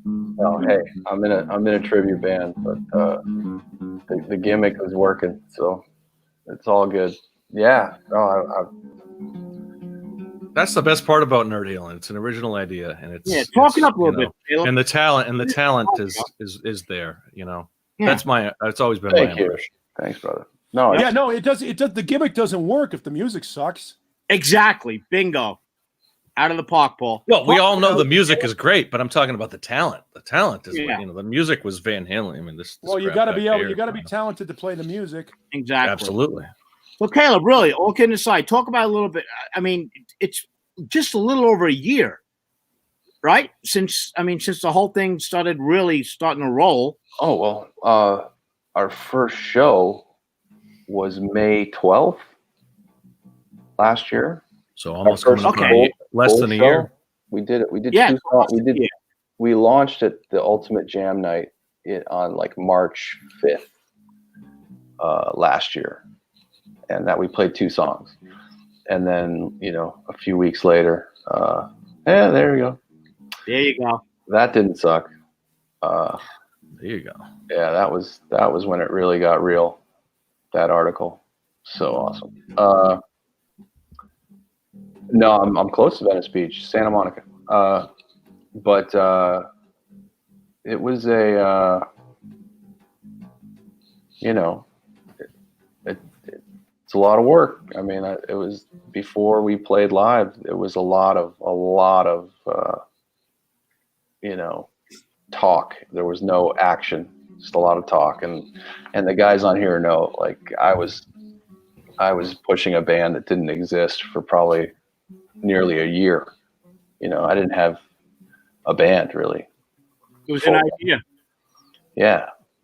But you went with it with the confidence that it was going to work, and you knew it was going to work, and you made it work. I mean, that's the bottom line of it all. Well, I think that's the best thing that I've learned out of it, is that you can make anything happen if you believe in it and don't give up. You got to put in the work, but you got to put in the work. That's the most important thing. That's the thing is, despite his youthful appearance, Caleb comes from a different mindset where if you want something, you got to actually make it work. And that's the tough part, is the perseverance that it takes, the years of being able to play well, having to learn your chops, and then the wisdom to know, hey, it's more than just being able to play. You know what I mean? Being able to play is one thing. Having a marketing plan, being able to get the right players. Dude. I mean, it's such a huge enterprise that, quite frankly, the perseverance and the wisdom that comes with age and experience is something that makes it work. Yeah. Well, it's almost like it took this long for just this to be okay to do. I don't think Nerd Halen would have worked, 10, 20 years ago. It just would have been weird. I think now, since we've seen everything, since the internet, it's the best. I think, in my opinion, the best part of it, it's an original idea too. It's not just a cover band that's going out there and playing the Van Halen hits. There's a whole, Well, it's funny. I mean, that's what's cool is Hal continues to joke throughout the show. Hal Sparks. He never lets anything get serious in the whole show. And I think that's awesome, because what was the greatest thing about Van Halen, other than Eddie Van Halen, it was that it was a great time and it was fun Yeah. And Dave made it fun, and Dave was funny. Like, Dave was funny. He wasn't like dark and doing an act. It was a party. It was a party every yeah, night. it was fun, and he was hilarious. And that was a great mix, was the music and the fun. Van Halen invented smile rock. Yeah. Yeah. Where, you know, all these other bands, and don't get me wrong, there are bands that were hard rock bands, Aerosmith and Sabbath and Thin Lizzy, and you name whatever band you want. Sabbath was not Right. smile rock. But they all took themselves seriously. It was all very, And- even Kiss, which was supposed to be fun, was still, there was no. They there were was never a dark. wink. They were There was still never dark. Never a wink and a smile. Right. Any band that winked or smiled was like a singer-songwriter band, like the Eagles or, you know, Fleetwood Mac, or it was sort of hippy drippy. Van Halen was the first band that said, "Hey, we're going to punch you in the nuts, and then we're going to have a beer afterwards and talk about it." You know what I mean? That's a great. You know, a that wink is a great. smile. I think that's actually. I mean, you're saying this now, and I think that's what really appealed to me. I mean, that makes sense. That really appealed. That was the kind of thing that, because there was like the dark stuff like Sabbath and you know, even when I was, you know, Metallica and some of you know, this was the mid 80s when I was starting to listen to music and starting to really get into it. And yeah, everything else was dark and kind of like scary at that point. You know, when I was 10 years old, and this is what was available. They were the first band. That wink and a smile that you said, that's a great way of putting Van Halen as far as I'm concerned. The Well, music see, was phenomenal, but they also had this side thing going on like, hey, you know, we're a complete party band. You're going to have fun. Well, Van Halen you know what I got mean? lucky. They got lucky that Bon Scott died. And I'm not saying that in a not trying to do it in a negative way. But even compare them to AC/DC, and But AC/DC had that. AC/DC had the same thing with they Bon didn't Scott, pop, with Bon Scott. They didn't pop in the United States till after Bon Scott until after he died. I mean, Highway to Hell was kind of a parent. And Brian Johnson is a very different kind of like part. Brian Johnson's very different than Bon. Balls of them all. I mean, you want to talk? But go back to the early 1974-75 AC/DC live shows, and Bon Scott is in drag and he's making jokes between songs. It's and he's funny, smiling Paul, and joking and doing all those things. And I'm certainly not. I'm not disparaging. But had AC/DC become a thing in the United States, they would get the credit for introducing fun to hard rock. Right. But they weren't. Van Halen were. They were the guys, right place, right band, right time. And they were the exception, because every other hard rock band had some sort of like dark element that, like, you know, the religious Led Zeppelin, right, the religious like right, Led Zeppelin or the Who. the religious right could latch onto and say they're devil worshippers. Those guys are shady. This band, Motley Crue, or all of them had that. You're going to hell if you listen to that. But Van Halen, no one could say that about. That was the thing. AC/DC still had a sinister element to them. They were undesirable. They were a band that would probably be the soundtrack to a bar fight in the 70s. Whereas Van Halen was the soundtrack to a wet t-shirt contest. Right. And therein lies the difference. But as far as being fun and smiling and stuff, AC/DC did it at the same time. Unfortunately, it just didn't happen here. And it's different. The element is different, obviously. But Angus is every bit as great a guitar player as Eddie is. Different style, but every bit as great. The grooves are every bit as good. You know, the idea that as iconic, yes, for sure. Yeah, as hard rock's hard enough for guys and has a beat that women can shake their ass to. That's the formula. Right. And that's and why they sold more records. And they sold more records. So. And that's God, yeah, they're one of the, I think, if not the top of one of the number four. You know, you got the Eagles, you got Michael Jackson, you got the AC/DC. I mean, those are the Beatles. The Beatles in the top three. Yeah, you know, AC/DC are like the fourth best-selling artist of all time. The Beatles have sold like 140 million albums. Like, it's ridiculous. There's no competition there. Yeah, but, no, it's the Beatles and everyone else. Malcolm wrote most of the rhythms. Yeah. Well, it's funny, Paul. You were. I mean, just to mention the Bon Scott years, because of the whole quarantine crap, they've been playing a lot of live music on the local classic rock station, and they did a whole They did a Boston live set, which was Bon Scott at the Paradise in 78, 77. Yeah. And just listening to that, it's very raw, but you can listen, you can hear it, how talented Angus and Malcolm both are. Before there's misunderstanding, because I see some stuff in the chat, he's not as great as Eddie Van Halen when it comes to guitar playing. What we're Yes, saying it is that the music is as iconic Oh my, absolutely. as Van Halen to AC/DC fans. Like Yeah. it's in the same And even level. for rock fans, man. I mean, there's Yeah. if you're lying Yeah. if you're telling me. I mean, unless you don't like AC/DC, but Right. for God's sakes, come on. Yeah. No. Well, the same with Van. I mean, who does? I mean, you know, you can say who Okay, doesn't like quick question. AC/DC, who doesn't like Van Halen, but Quick question. Favorite AC/DC song? oh, good one. Mine? Back in Black is the first. I mean, that's probably the first one that comes to mind. Okay. But Mine there's is so Whole- many. I mean, there are Whole Lot of some. Rosie. Whole Lot of Rosie. Solo in that is, to me, one of the best. That's What's mine. next to the moon? What's What next is to it? the moon? What's next to the moon? I don't know that. I know you you had to don't. pull out the course you rarest don't. one. Hey, I don't know that one. Yes, you do. Do I? Yeah, if you Google, hey. you know, Edward had a favorite Van Halen. What? This is one for the chat. What was Eddie Van Halen's favorite AC/DC song? Ooh, good one, because I have no idea either. Here comes the Google. I got to look it up though, because I'm not exactly sure. But I will be the guy that says it. I think Angus is every bit as great as Eddie Van Halen. Every bit as great. I think Angus has his trick. Eddie has his trick. I think the riffs that Angus and Malcolm wrote are every bit as good as anything Van Halen has ever written. Every bit as good. And They're as simple, but Eddie has 4 or 5 different sort of phrases that he uses over and over again too. So I just think they're different bands, but equally brilliant. Equally brilliant. AC/DC, and the numbers speak for themselves. If you want to go by sheer numbers, AC/DC wins.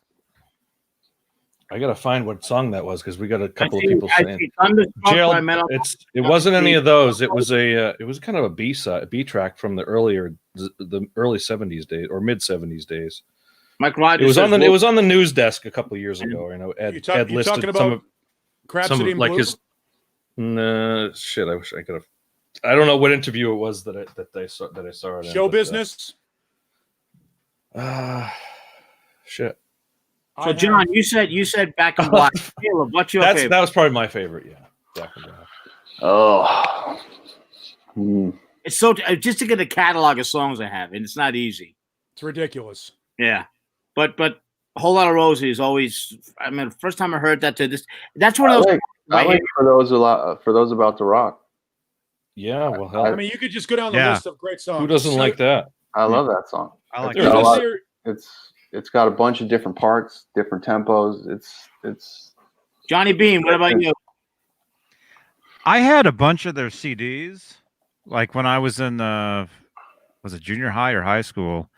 I had one of those CD Walkmans, and so I'd carry around like a CD Walkman around my shoulder, and then I had some sort of a CD carrying case where you could put 5 CDs. Yeah. And it would be different days, you know. Of course, it'd be filled with all Van Halen stuff. But I remember having a bunch of AC/DC CDs, and I would listen to the albums, although I never knew the names of the songs. I would just listen to them. Oh, there's so. I mean, the Bon Scott records. You just take them and put them on shuffle, and a lot of them are very similar, obviously, because it's blues based stuff. But man, you get stuff like, I mean, Yeah, Eddie Van Halen has said that Powerage it was one of his favorite albums. Powerage. I'm not sure which song it was, but there was a song from Powerage. Oh, I like I Put the Finger on You too. That's a Put good the one. finger. See again. Yeah. COD is a fantastic song from the Brian Johnson years. This Fly on the Wall record is completely underrated. Love Fly on the Wall. It's their Yeah. heaviest Even sound blow up your video was a great Danger. album. That's one of my favorite songs by The them. mid '80s was a great era for them. Thunderstruck. And then Thunderstruck was like the pinnacle of AC. I think that was probably their highlight of their. I saw them on the opening night of the Thunderstruck tour. The idea that they wrote arguably the greatest story of rock and roll with "Let There Be Rock." I mean, Jesus. God. If you listen to Jesus, Let you there listen be to drums. Let There Be Rock. When that song kicks in, I mean, go grab the Guitar. video, watch the video. Yeah. By the end of the song, you can't help but tap your feet. Oh, I love when Dave Grohl covers it. Like he does a great version of that song. So My friend Mark, I who could see him used- doing that. Yeah. My friend Mark used to work for one of the heaviest labels in the business, Roadrunner. He also worked for Century Media and a bunch of these other metal labels. His phrase was, "If you don't like AC/DC, we can't be friends." And I thought, well, that's a pretty good philosophy. That says it, man. You know, that's a pretty good philosophy. It's pretty hard to find somebody walking around the planet that doesn't have one song that they say, "Yeah, I kind of like that." Who's that? AC/DC. Okay. Have you guys seen them, Michael and Caleb? You guys seen them live ever? AC/DC? AC/DC, yeah. No. Really? No. Yeah, I've seen them live a bunch of times. Really was the first big rock show, arena show that I ever saw, and it blew my mind. Yeah, 91, I think. Like I said, the opening night of the Thunderstruck tour. I think that's the thing that Caleb, I think if you had a chance to see Angus play live, it's not so much what he plays, and what he plays is phenomenal. Yeah, it's how it's what he plays while running around, right? And the energy, doing all this stuff. It's ridiculous. Never misses a note. Never gets tired. I told the story on Facebook earlier this week. Yngwie Malmsteen, 1985. Yngwie Malmsteen is out opening for AC/DC, and he's on stage doing his thing, and he's phenomenal. I mean, Yngwie is. I mean, we've talked about him over. That's an interesting opener. Fantastic. Doesn't get better. It's on the I think it's the trilogy record that he's opening. So now he's out there doing his thing, and he's got this moment where he and Jens Johansson, his keyboard player, do this duel on stage. And you want to talk virtuosity from a musical standpoint, it doesn't get any better. Angus comes out and they open with Guns for Hire, which is one note. The opening of that song is one note, played a couple of times, probably an A. And then he hangs on it and just hangs on this note. Everybody forgets Yngwie Malmsteen. With one note, Angus was able to just erase what just happened. Everybody was like, "Oh my God, look at this guitar player. He's the most amazing guitar player." Forget it. Yeah. It was, I mean, so I like that. I like that. You'd get a great. Well, and it makes sense. That's really, what appeals to you? Just somebody doing like all kinds of crazy shit, or just playing some hard rock chords with a giant stack of Marshalls behind them. And not that the talent was there as well. I mean, Angus is just crazy amazing. I thought the tone is at least 50% of his whole thing. So I don't know how we got off talking about Nerd Halen, but I'm kidding. That's right. We kind of went on a tangent there. There were some questions that I couldn't answer, like you will think you could get laid at a Nerd Halen show. It's possible. It's possible. Any plans on recording or filming any Nerd Halen shows? Hopefully we have more shows. And and that's kind of everything's in limbo right now. Yeah, because it was fun. The trajectory we were on was pretty exciting. How much does this screw up the momentum you guys were building? Oh, it's but you just gotta get creative. You guys will get into some studios. Everything's kind of on hold for everybody. Exactly. Everything's on hold right now. Something as good as what you have going on, Caleb, it will reignite again. I'm not nervous. I just was. It was very exciting to wake up every day with Maurice in Argentina. I know it's probably disappointing as fuck that it just came like it hit a brick wall. Yeah, and nothing to do with you. Yeah, everybody's life. The trajectory was really good, and now we're kind of just every bit of entertainment. I mean, we were about to shut down. We were about to shoot a video and release a song, and a whole thing, but now we can't do it. So gotta get creative. Yeah, but make it work. But yeah, I think those were the questions. Somebody asked me if I'd ever been to the Greek Theater. Yes, great place to see a show. Awesome, classic. Outdoor terrific. LA theater. Terrific venue. In fact, I saw Bryan Adams there 4 years ago, and the only reason I went was funny because Janie was tweeting about that they were going to go see Bryan Adams. Was that Bryan Adams that he was backstage showing how to play? Yes, she was going. She said, "I can't wait. We're going to see, or I'm going to see Bryan Adams." So I was like, "Wait." So Eddie's going to see Bryan Adams. So I, pull up the streets. pull up the tickets, and then all I'm thinking of is, where are they sitting? You know, they got to be down in the first 20.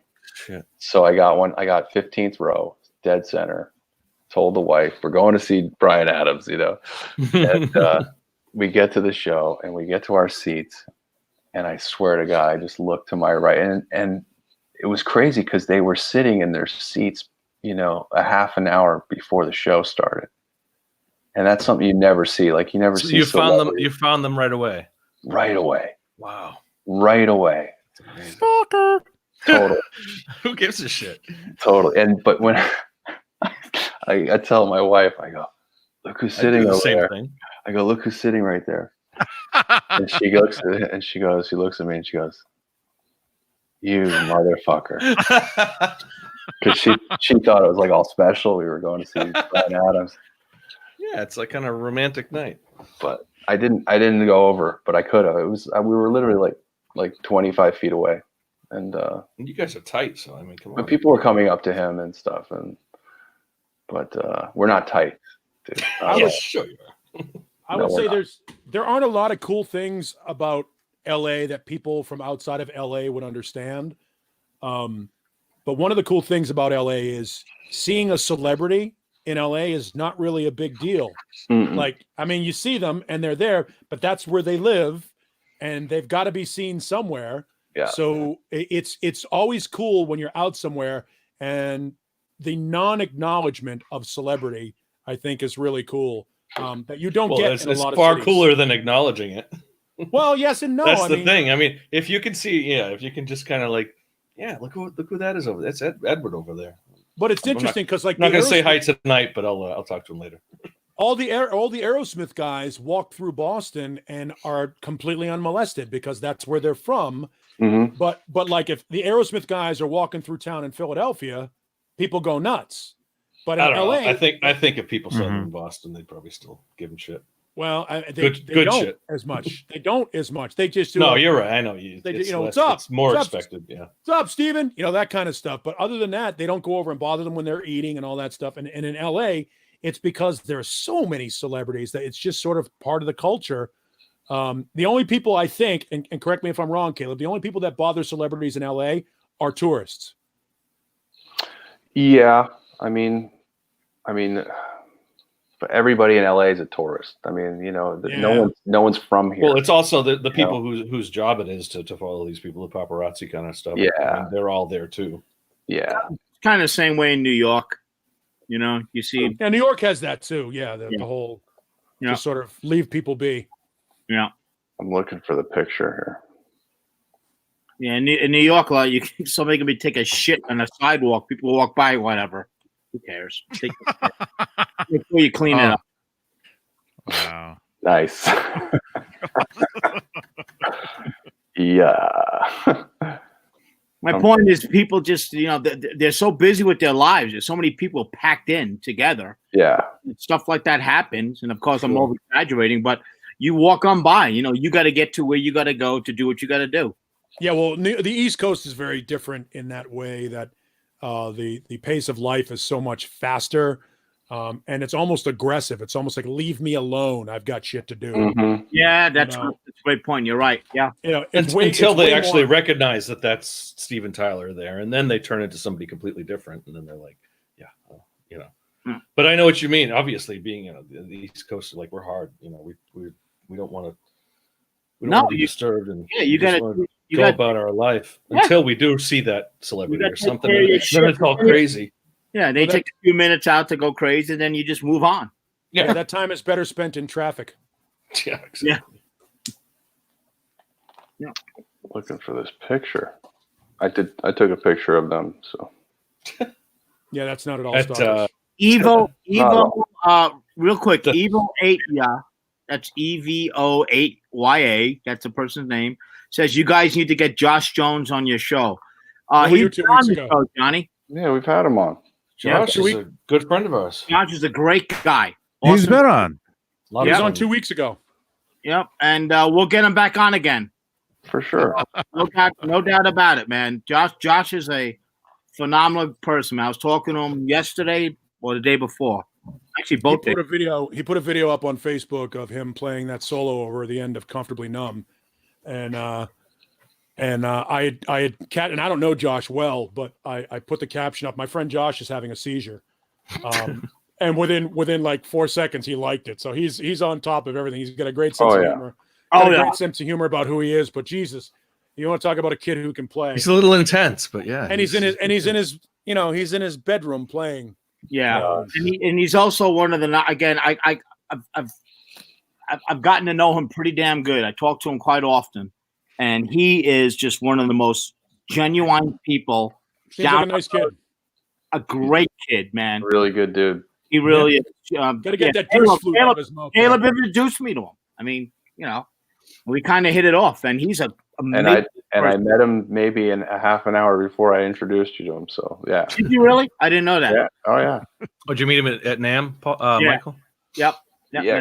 Greg Renoff messaged me to keep an eye on him and make sure he got to the right places. Yep. He looks like a young, impressionable lad. Yeah. He is. He's young. Obviously, he's smart.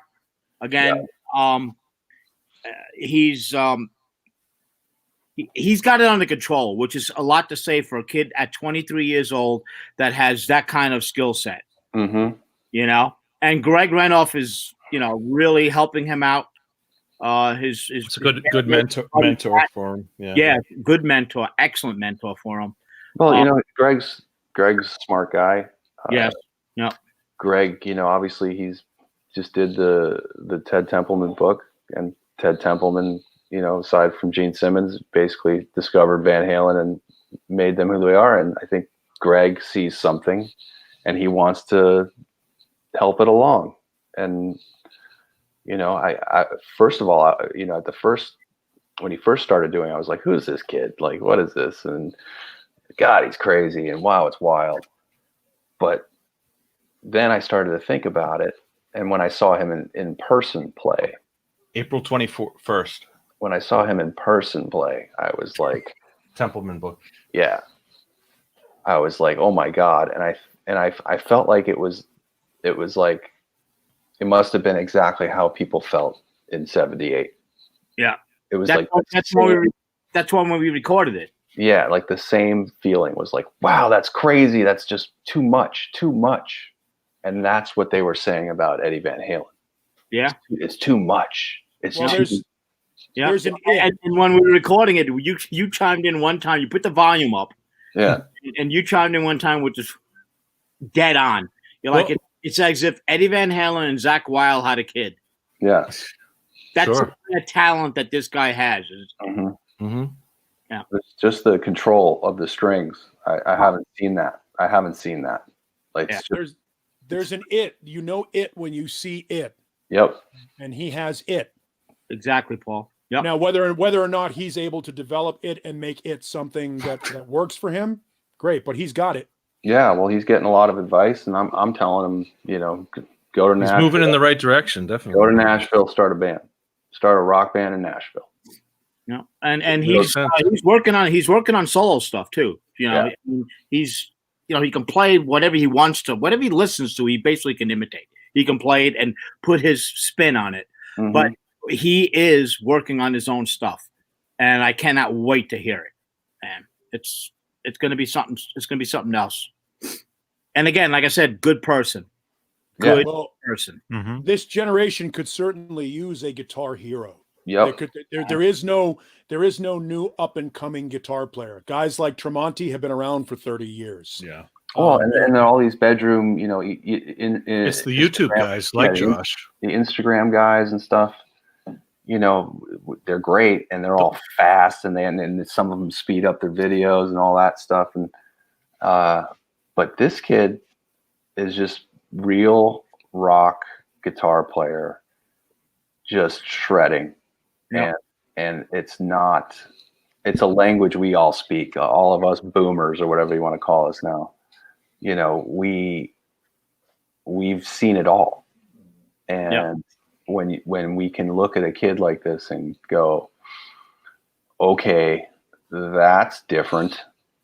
And yes and no. I mean, that's special. you know. Yeah, that's the difference. It's special because I think everything that can be done with a guitar has pretty much been done from a technical standpoint. Mhm. Now, how can you take that technical acumen and make it palatable for the masses? And a young kid with the kind of virtual technical ability that he has, if somebody teaches him how to write a song, or he teaches himself or learns how to write a song, because he can pretty much acclimate himself to anything he hears immediately. If he can take that combination of talent and creativity, natural creativity, and put it together, then you've got something really, really special. He's already special, you know, getting good advice and having a good coach or whatever it is.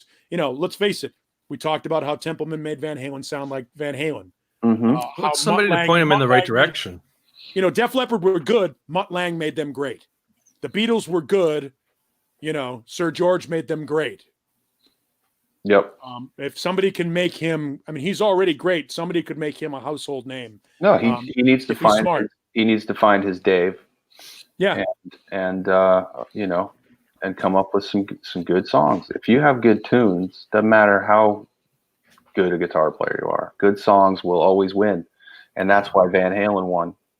He could have been just another shredder. Imagine if a rock band today, like that came up, you know, they were a new rock band that somebody like Josh, you know, played guitar for, or and they actually came out with a hit or something. Like, I mean, it's and they became something, you know, they became like the new rock band, the new Foo Fighters or something like that. You know, I mean, I don't want to, you know, but you know what I mean? It's like they're like you're saying, you know, it's been 20 years since a great rock band has really come along. There's no guitar player out there under 40 that's interesting. A great guitar player masses. for that matter, sure. To the masses, there's no guitar player out there under the age of 40. And that trophy is out there to take. Somebody needs to go and to do that. I mean, it's possible.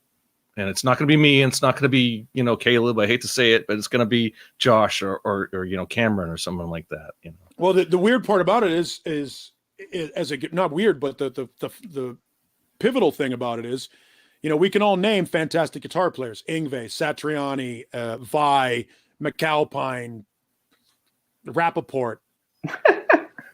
You know, whatever you can name all these great guitar players. But there's a ceiling. There's a ceiling above which they cannot go. As great as Steve Vai is, he's still not a household name. As great as Joe Satriani is, he's still not a household name. Jeff Beck is barely a household name. Edward. Hey, I know that dude. Yeah. Well, he's having a good time. Look at that. It's the hit song, is what it is. Yeah. So a great guitar player. Concert. He looks happy. Oh, he looked great. You know, without a great song, a guitar player is just a great guitar player.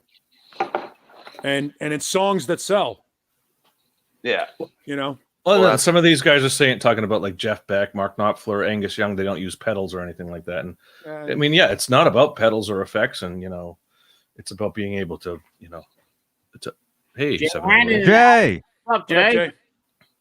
Oh, you come in now, Jay. But if you can play without any of that, you know, extra, you know, effects and stuff like that, and you can just play, and you know, which a lot of these guys, Josh and those guys have shown, Caleb, and you know, you can play without any of that.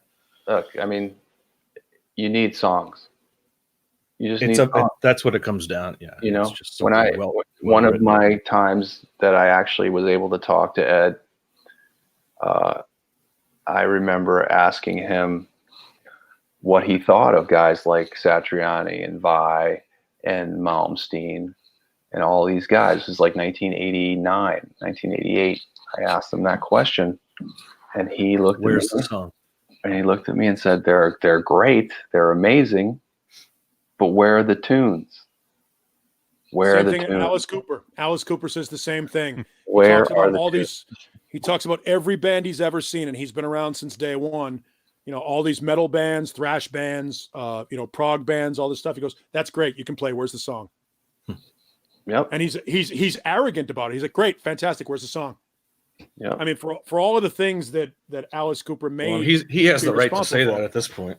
You know, well, he's written some fantastic songs. Very few people have that right, but he's definitely one. Yeah, I mean, Jeff Beck is, you know, considered the top, but are any of his riffs at the ball game? No. Right. You can actually bring this whole conversation full circle and go right back to AC/DC. Yeah. Where are the tunes? And yeah, as much as AC/DC is a basic Where are rock, the tunes? but Yeah, they but- wrote the best rock tunes probably ever. I mean, Back in Black is far sold album. far more copies than any of the Van Halen albums, but as much as we love both. But Put that album on from beginning to end. I can listen to it over and over again. There's not a bad song on that album.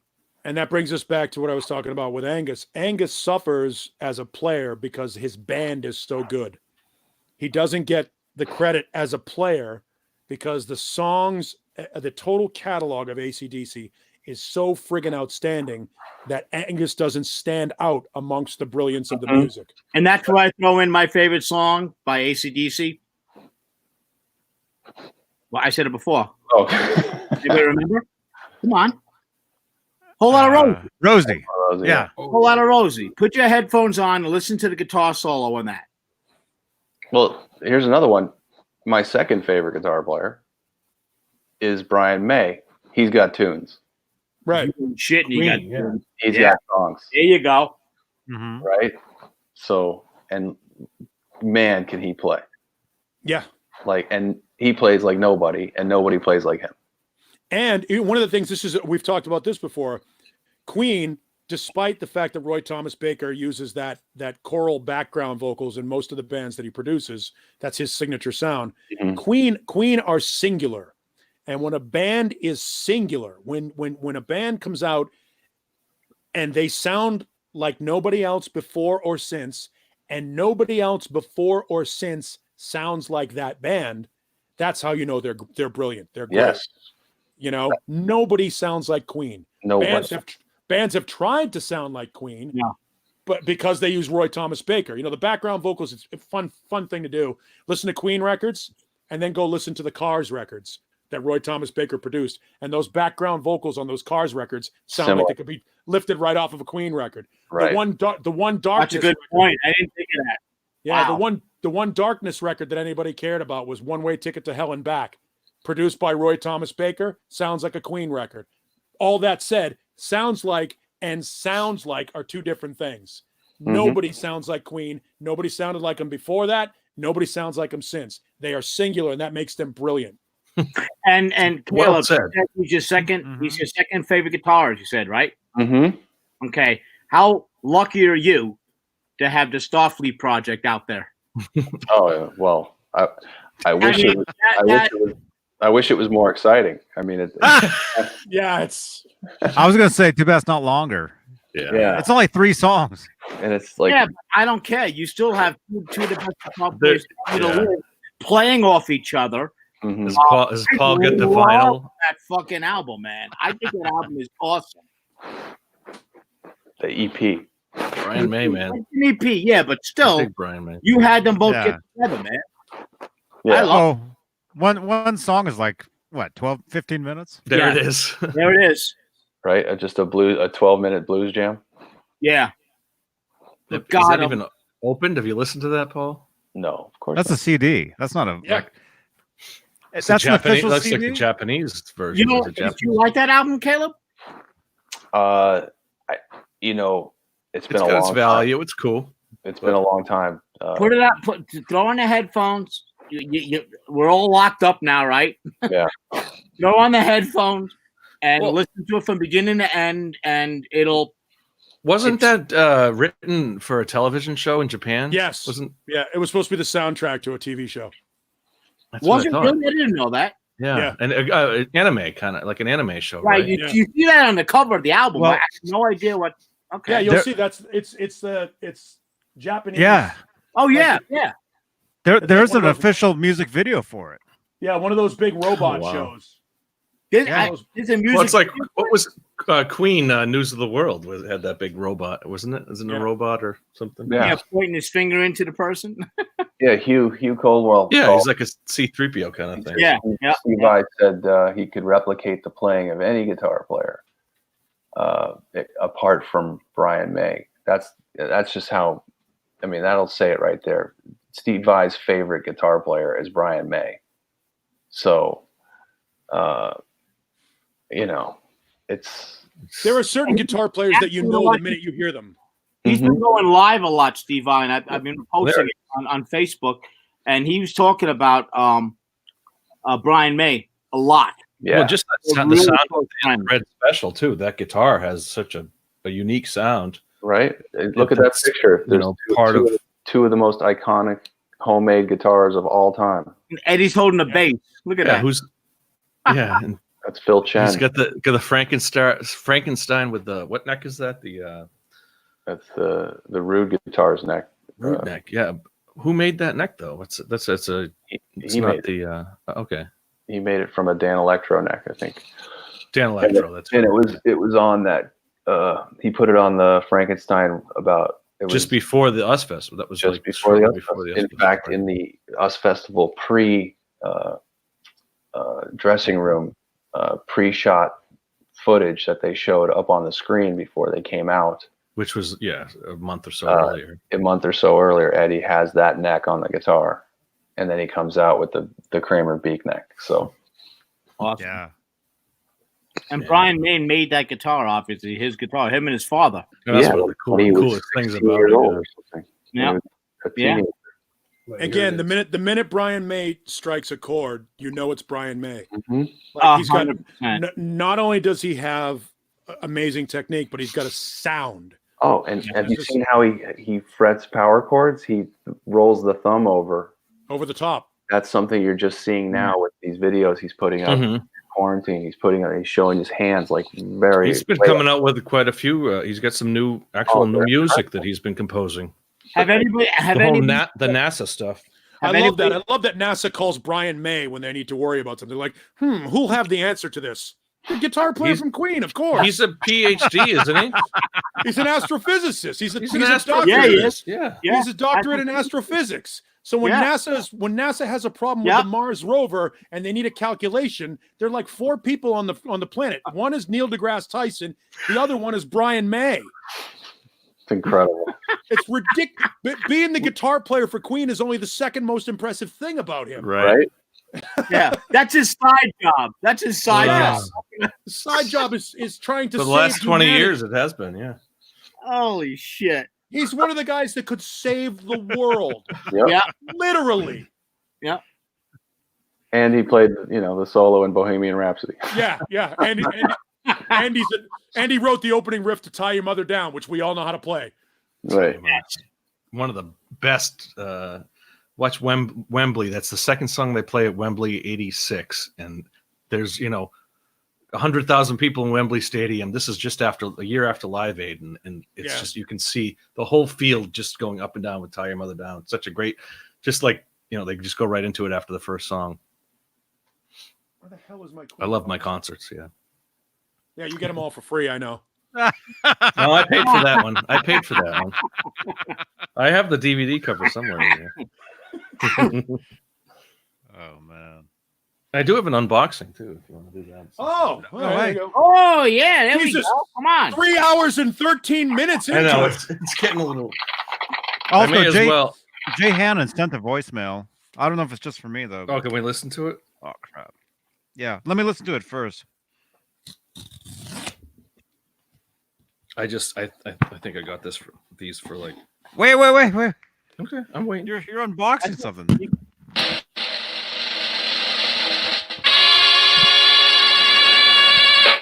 Business cards? Yeah. Rock'n'Roll Warehouse. No. Is that you? No. I got a couple. Oh, look at those. Right now, Are they upside down? Yeah. One of them is. Nice. Yeah. Just That's because neat. I saw them. They were like for $6 for 2 of them. So I grabbed a couple. He always apologizes. Oh, they were only Yeah, 5 right. cents. Well, you can find these passes and stuff like that really cheap. So And he's got a good point. You always apologize though. You're like, here's my unboxing. I'm sorry I bought this. well, it's such a small item. I don't have a guitar to What unbox is? or anything. It's I don't still have a guitar. unboxing. Did I you mean, see outside the box? Came outside Yeah, the- those are cool, man. Cool. Cool. And I don't know. Paul, I don't know if it's sent, worth waiting 3 hours and 14 minutes for, but okay. You didn't have to wait at all. I told you about it a minute ago. No, but Paul, I sent to you. There, WAAF has had a kind of a clearinghouse on eBay. Yeah, I saw that. So I got some. After this, I got some passes and stuff from shows that I went to in Boston. That I think I still have my Whalen with some Van Halen bumper stickers and stuff. Pins. I might have them. Hold on. Oh, there he goes. No, I'm not going anywhere. Doesn't have to go too far for that one. Here he goes. Here you go. No, it's just that he has it. That's what's cool. I don't know if it's in here. Jay, are you watching this? Jay, do you want me to play that? Play that. He's commenting on something that John Biel said. What did I say? Where is he? Anybody else got one of these? Dude, Oh, I yeah, used to yeah. I used to have 50 of those. Oh, I walked into Tower Records, I saw them, I grabbed them all. Yeah, that I was had shocking. all of them. But you said I used to. Where did they all go?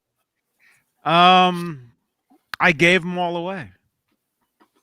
Actually, I might still have a couple of them. I want one. Anybody got one of these? What The is Hard Rock one? The Hard Rock Eddie Van Halen pin. I used to have two Cool. that looked Ah. just like the Frankenstein. I were had one dead on. exact same one of that, and I don't know where the hell it is.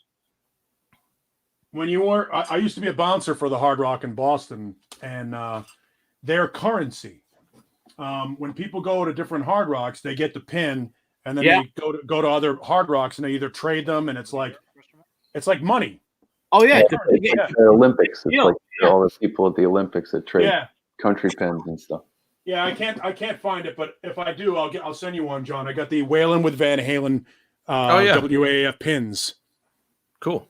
I got a I couple think of those. those were laying around. probably on that sale, the eBay sale. And I've got the pink, the magenta bumper sticker too with the Rings logo from like '95. I got a Halloween '91 bumper sticker that the show that I actually have the full ticket stub that I never actually got to go to. Oh, So I got that bumper sticker. The So- WAF in Boston? yeah. Yeah, we Tonic played the Halloween show in 80 or 96, I believe. They may actually be on an AAF disc. Hang on a second. I may have a Tonic song. Jay said play it. Yeah. What are we talking? yeah. What are you talking about? Here, Jay's new song? no, you said something, and he said it was a good idea. Oh, what? Here, this is Jay. Uh-oh. Hi. Hi, I'm not Jay. John BL just thought of fucking something brilliant. He said the Frankenstart. Dude, Eddie Van Halen should come out with a starter guitar, a kid's guitar called the fucking Frankenstart. Are you kidding me? Yeah, I didn't think of that consciously, but I may have said that. But I'll take credit. Sure, I'll take credit for that. Frankenstart. You better trademark that motherfucker right now. Frankenfirst. Frankenstart. That's great. Where's the Frankenstart? Read that Frankenfart. thing, man. Maybe work something out with Frankenstart. The Frankenfart. See, now he's apologizing. It's already trademarked. Sorry about it. I don't have a Frankenstart. Oh, Caleb just grabbed it. $236. Okay. Per sale royalties. That's all you need, folks. $236. You can own it. I was actually thinking of picking up one of those Kramer, the $179 ones. I was going to pick one of those up and just see how it is. The I'll do Beretta that. Special. The Beretta Special. Those are 107. I had one. It was awesome. kind of good looking guitars. and, Yeah, it's you know, $1.79. it's worth, just even if it's crap, you can, use the body and Here's a something good, else or whatever. here's a good question. These new EVH standards have some great colors with the roasted neck. By the way, Mhm. I get a little price help now, and I'm just it's literally like I could probably, for nothing, get one of these. And I'm thinking which one of like the 9 new types there are. Johnny, pull them up. Put them up on the screen. Let's look at them. Or are they just new finishes? They're new finishes, right? Finishes from this year. There's some quilts and awesome looking. There's some solid colors, and it's like I can't figure out the top one. The Which top one to get? UVH is putting up right now are crazy, man. Look at this. Oh man, that first one with natural body, that looks great. Yeah, I like that. Caleb, are you partial to any of them yet, or you just? Well, I missed my amber quilt so bad, my Ernie Ball, that that's the one I have. I have that one. They released the. That's like the amber PV, quilt. almost like the PV era. The amber quilt is kind of the front runner right now, but like that taxi cab yellow is really cool. Mm-hmm.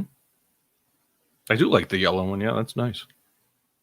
They're all great. I like the way the necks look on the guitars. That's what I really.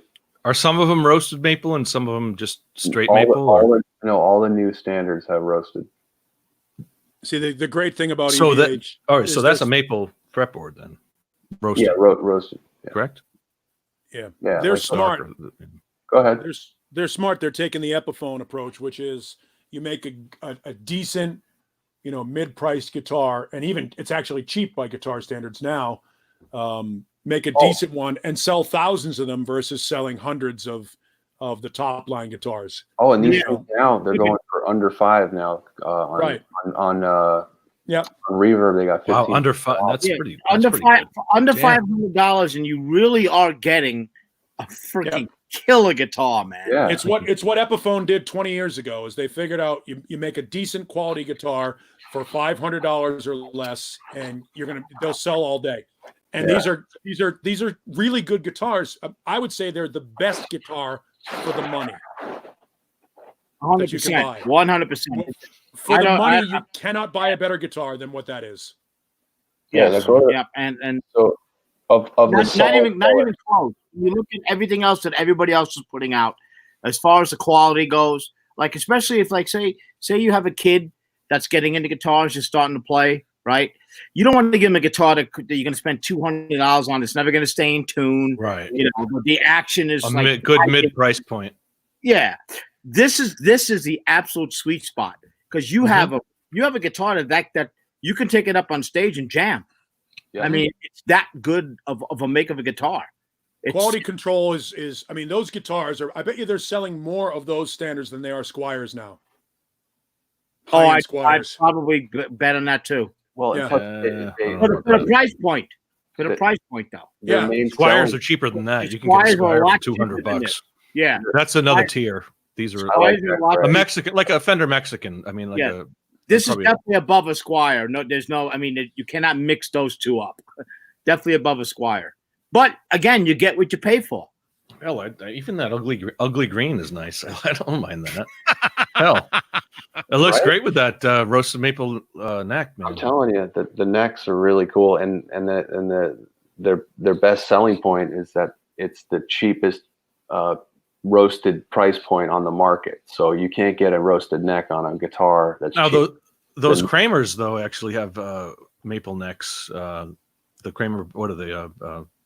Not Berettas? No. The Beretta Special? The Beretta Specials. Those have maple necks. They're not roasted. But they're not. Then they're also not locking. Which is the biggest reason why they're cheaper. Hi, Pris. And that's also the cheapest way to get into the EVH Wolfgang pickup. But I would just tighten those springs as hard and keep the tremolo pretty much locked, and that's why. And then you don't have to worry about. Almost use it as a hardtail. If I was to buy one of those Kramers. Look at the neck. That's awesome, yeah. Mm-hmm. Look at how beautiful our neck looks right there. Just that little piece, man. The color of that is awesome. It really is. Yep. Well, and this is why we don't see new Van Halen music. because that's what he's doing. He's now a guitar maker, and that's fine. He's done enough. You don't think in the last week he's picked up a guitar and like jammed for 3 hours? Oh, I'm sure he's. I'm sure he has, but Let I don't us think hear he's it. interested in putting Let's out hear any music. something. It's like that's what when Johnny talked about got that text last night. I was like, he could have just been jamming for 3 hours in isolation. Right. Real quick, so everybody in the chat, but what's your favorite solid color of these solid colors? Are those all the colors? Yellow, white, Johnny, black. Johnny, can you put Well, there's only really 3 colors. Yeah, put it up there. Can you show earlier like you had all the guitars with the colors available, or is that just right there? You have to click on each one. Oh, Not okay. gonna lie to you, Because they're all Caleb, I different. like the orange. Because they're all different guitars. Okay, all right. I think the orange pops on stage nicely with what you guys are wearing. Right. Seriously, like if you're looking for something that stands out, with that, I think that pops under a stage light nicely. There you go, Johnny. Look at it. Look, everybody. Look, he just showed the orange. There's a white. Yeah, I'm always been a gray guy. It's weird. So you haven't made a decision, Caleb? Oh no, I mean, first of all, there's nothing new coming in this house right now. So Yeah, I like that orange with the baked maple neck. Looks nice. See, that's what's cool is that with the way, yeah, that pops. That's pretty. I might be leaning towards that. That's pretty hot. It makes the neck look more orange too. Yeah, that's a good point. That's pretty, man.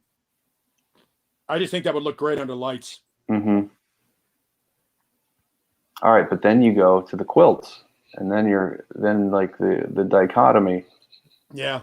Is that a different price point with the quilts? Must be, right? It's like $50-$60 more, which isn't bad at all. I mean, yeah. Look at that. Oh, show me the purple. That's pretty hot. Look at that. That purple's gonna look good. I like the black and gray better. I thought it was gonna be better. Yeah, the burst doesn't.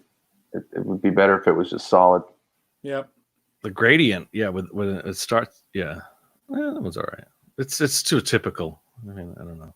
That looks like a PV. I've seen too many. Yeah, the amber aqua colors. This one they pulled right off the HP2. This one, this is the cool one right here. This is the cool. The PV. Yeah, see when it fades all the way from top to bottom, I like that. Yeah, that looks better than the burst. And that blue shows up a lot more in person. That one's real nice. It's like aqua. It's like the cover of Crazy from the Heat. I wish it was just the green. From the Heat. There you go. I wish it was just all green quilt, that front color. I wish it was all the way, like no gradient. But I do like, the gradient better than the burst. I like the gradient better than the burst. Me too. What's the yellow one look like? The amber is beautiful. Oh, okay, yeah. It's just pretty much straight. That's the front runner. That's cool though, yeah. Really like the red, the red in it looks like fire. Yeah. Yeah. Nice. Yeah, that's the one to get, probably. I'm leaning towards that. But. I hear you, Paul. What? No, I'm literally it's 12:30. I'm tired. Yeah, I'm ready to call it. It's freaking 3:30. I'm tired too. Yeah, my eyes are actually watering. Shit. Yeah. Well, this was fun. What do you think, Johnny? I like that one because it reminds me of the Music Man. Yeah, me too. Out of all these, I'd probably I think that one's cool. I'd probably go with that one right there. Yeah, I guess the quilt, for me, it's the quilt or the orange. The quilt is even better looking than the orange was. Oh, there's different. The quilts are very different though. There's the bursts, the gradients, and then just the straight ahead quilts, it's interesting. I mean, you can get a lot of choice, stuff. And then the bird's eye right there. Look at that. Yeah, that's the one I have. The midnight. That one is pretty neat. But it doesn't have. I don't have the roasted neck. What's the back look like, Johnny? There's a picture of the back. Is it kind of purple? Looks like. I think it's just a wood grain. Yeah. That looks great, though. I think that's a good shot. I mean, that's pretty hot. That's really nice looking. Look at the size of that belly cut. That thing is look huge. at that, right? Well, hey, Yeah, That's who are they selling them to? I go, exactly. You and me, Paul. Belly. That's an interesting point. We all know who Phil McKnight is. Yeah. Phil bought a guitar for his kid. I think he bought the Circles for his kid at one point. And they were talking about, he said his kid's not interested in the Circles guitar. He's looking at the Wolfgangs and all those stuff like that. This generation. Is that a left-hand model? Did they always have the left-hand model? Mm-hmm. No. Sorry to cut you off there. No, they introduced that at a Summer NAMM a few years ago. Yeah. One of the interesting things about it is this generation of player doesn't have a frame of reference to the Ernie Ball or the PV, and certainly none of the Stripes. That this generation, that is a foreign object to all of them. All they know is what's coming out from EVH now. Yeah. Because it's been 15 years. That's a good point, right? Think of that. Yeah, that does not look EVH to me. That's just like I'd rather Looks like a regular. rather buy a Kramer. That's a foreign guitar. As much as I love, I mean, it just doesn't say anything EVH to me. It's the most perplexing release from Eddie to date for me, just because they're borrowing. Not that I mean, it's a great looking guitar, but nothing signature says EVH. Been done. It's been done. It's a pacer, with Yep. So it's strange to me, but I guess. I mean, I'm sure it'll sell. It'll sell, yeah. And I'm sure they play well too. They're probably great guitars. They're gonna play. It's also Fender shot across the bow to Gibson. Yeah. Make no mistake about it. They still have that going on, and Fender can say, "Why buy the Kramer knockoff of what they're trying to sell about Eddie Van Halen when you can have an Eddie Van Halen?" Exactly. That's all it is. It's just I didn't think of that. That's a great fucking point. It's just. Yeah. So is Fender? Are they paying for that headstock? Do they have to pay Gibson for that? No, they that's their version that they can use. Oh, it's slightly different. They invented this headstock. Yeah. Are the tuners blue too? No. So like chrome, yeah. And that's not blue. That's a gray. So. Oh, gray. Come on, I don't Michael. Find those interesting in any way. Looks blue to me. I guess I'm colorblind. I know it looks like cloud blue. Yeah, it looks a little blue. Like sky blue. It's freaking blue. That ain't gray. Give me blue. The actual guitar is gray. Give me some slack, will you? Yeah, the guitars they all look a little different in person. They look better. I mean, they look a lot better. And Caleb and I know myself. I've played every one of these, and they're awesome. And they do look a lot better in person. There you go.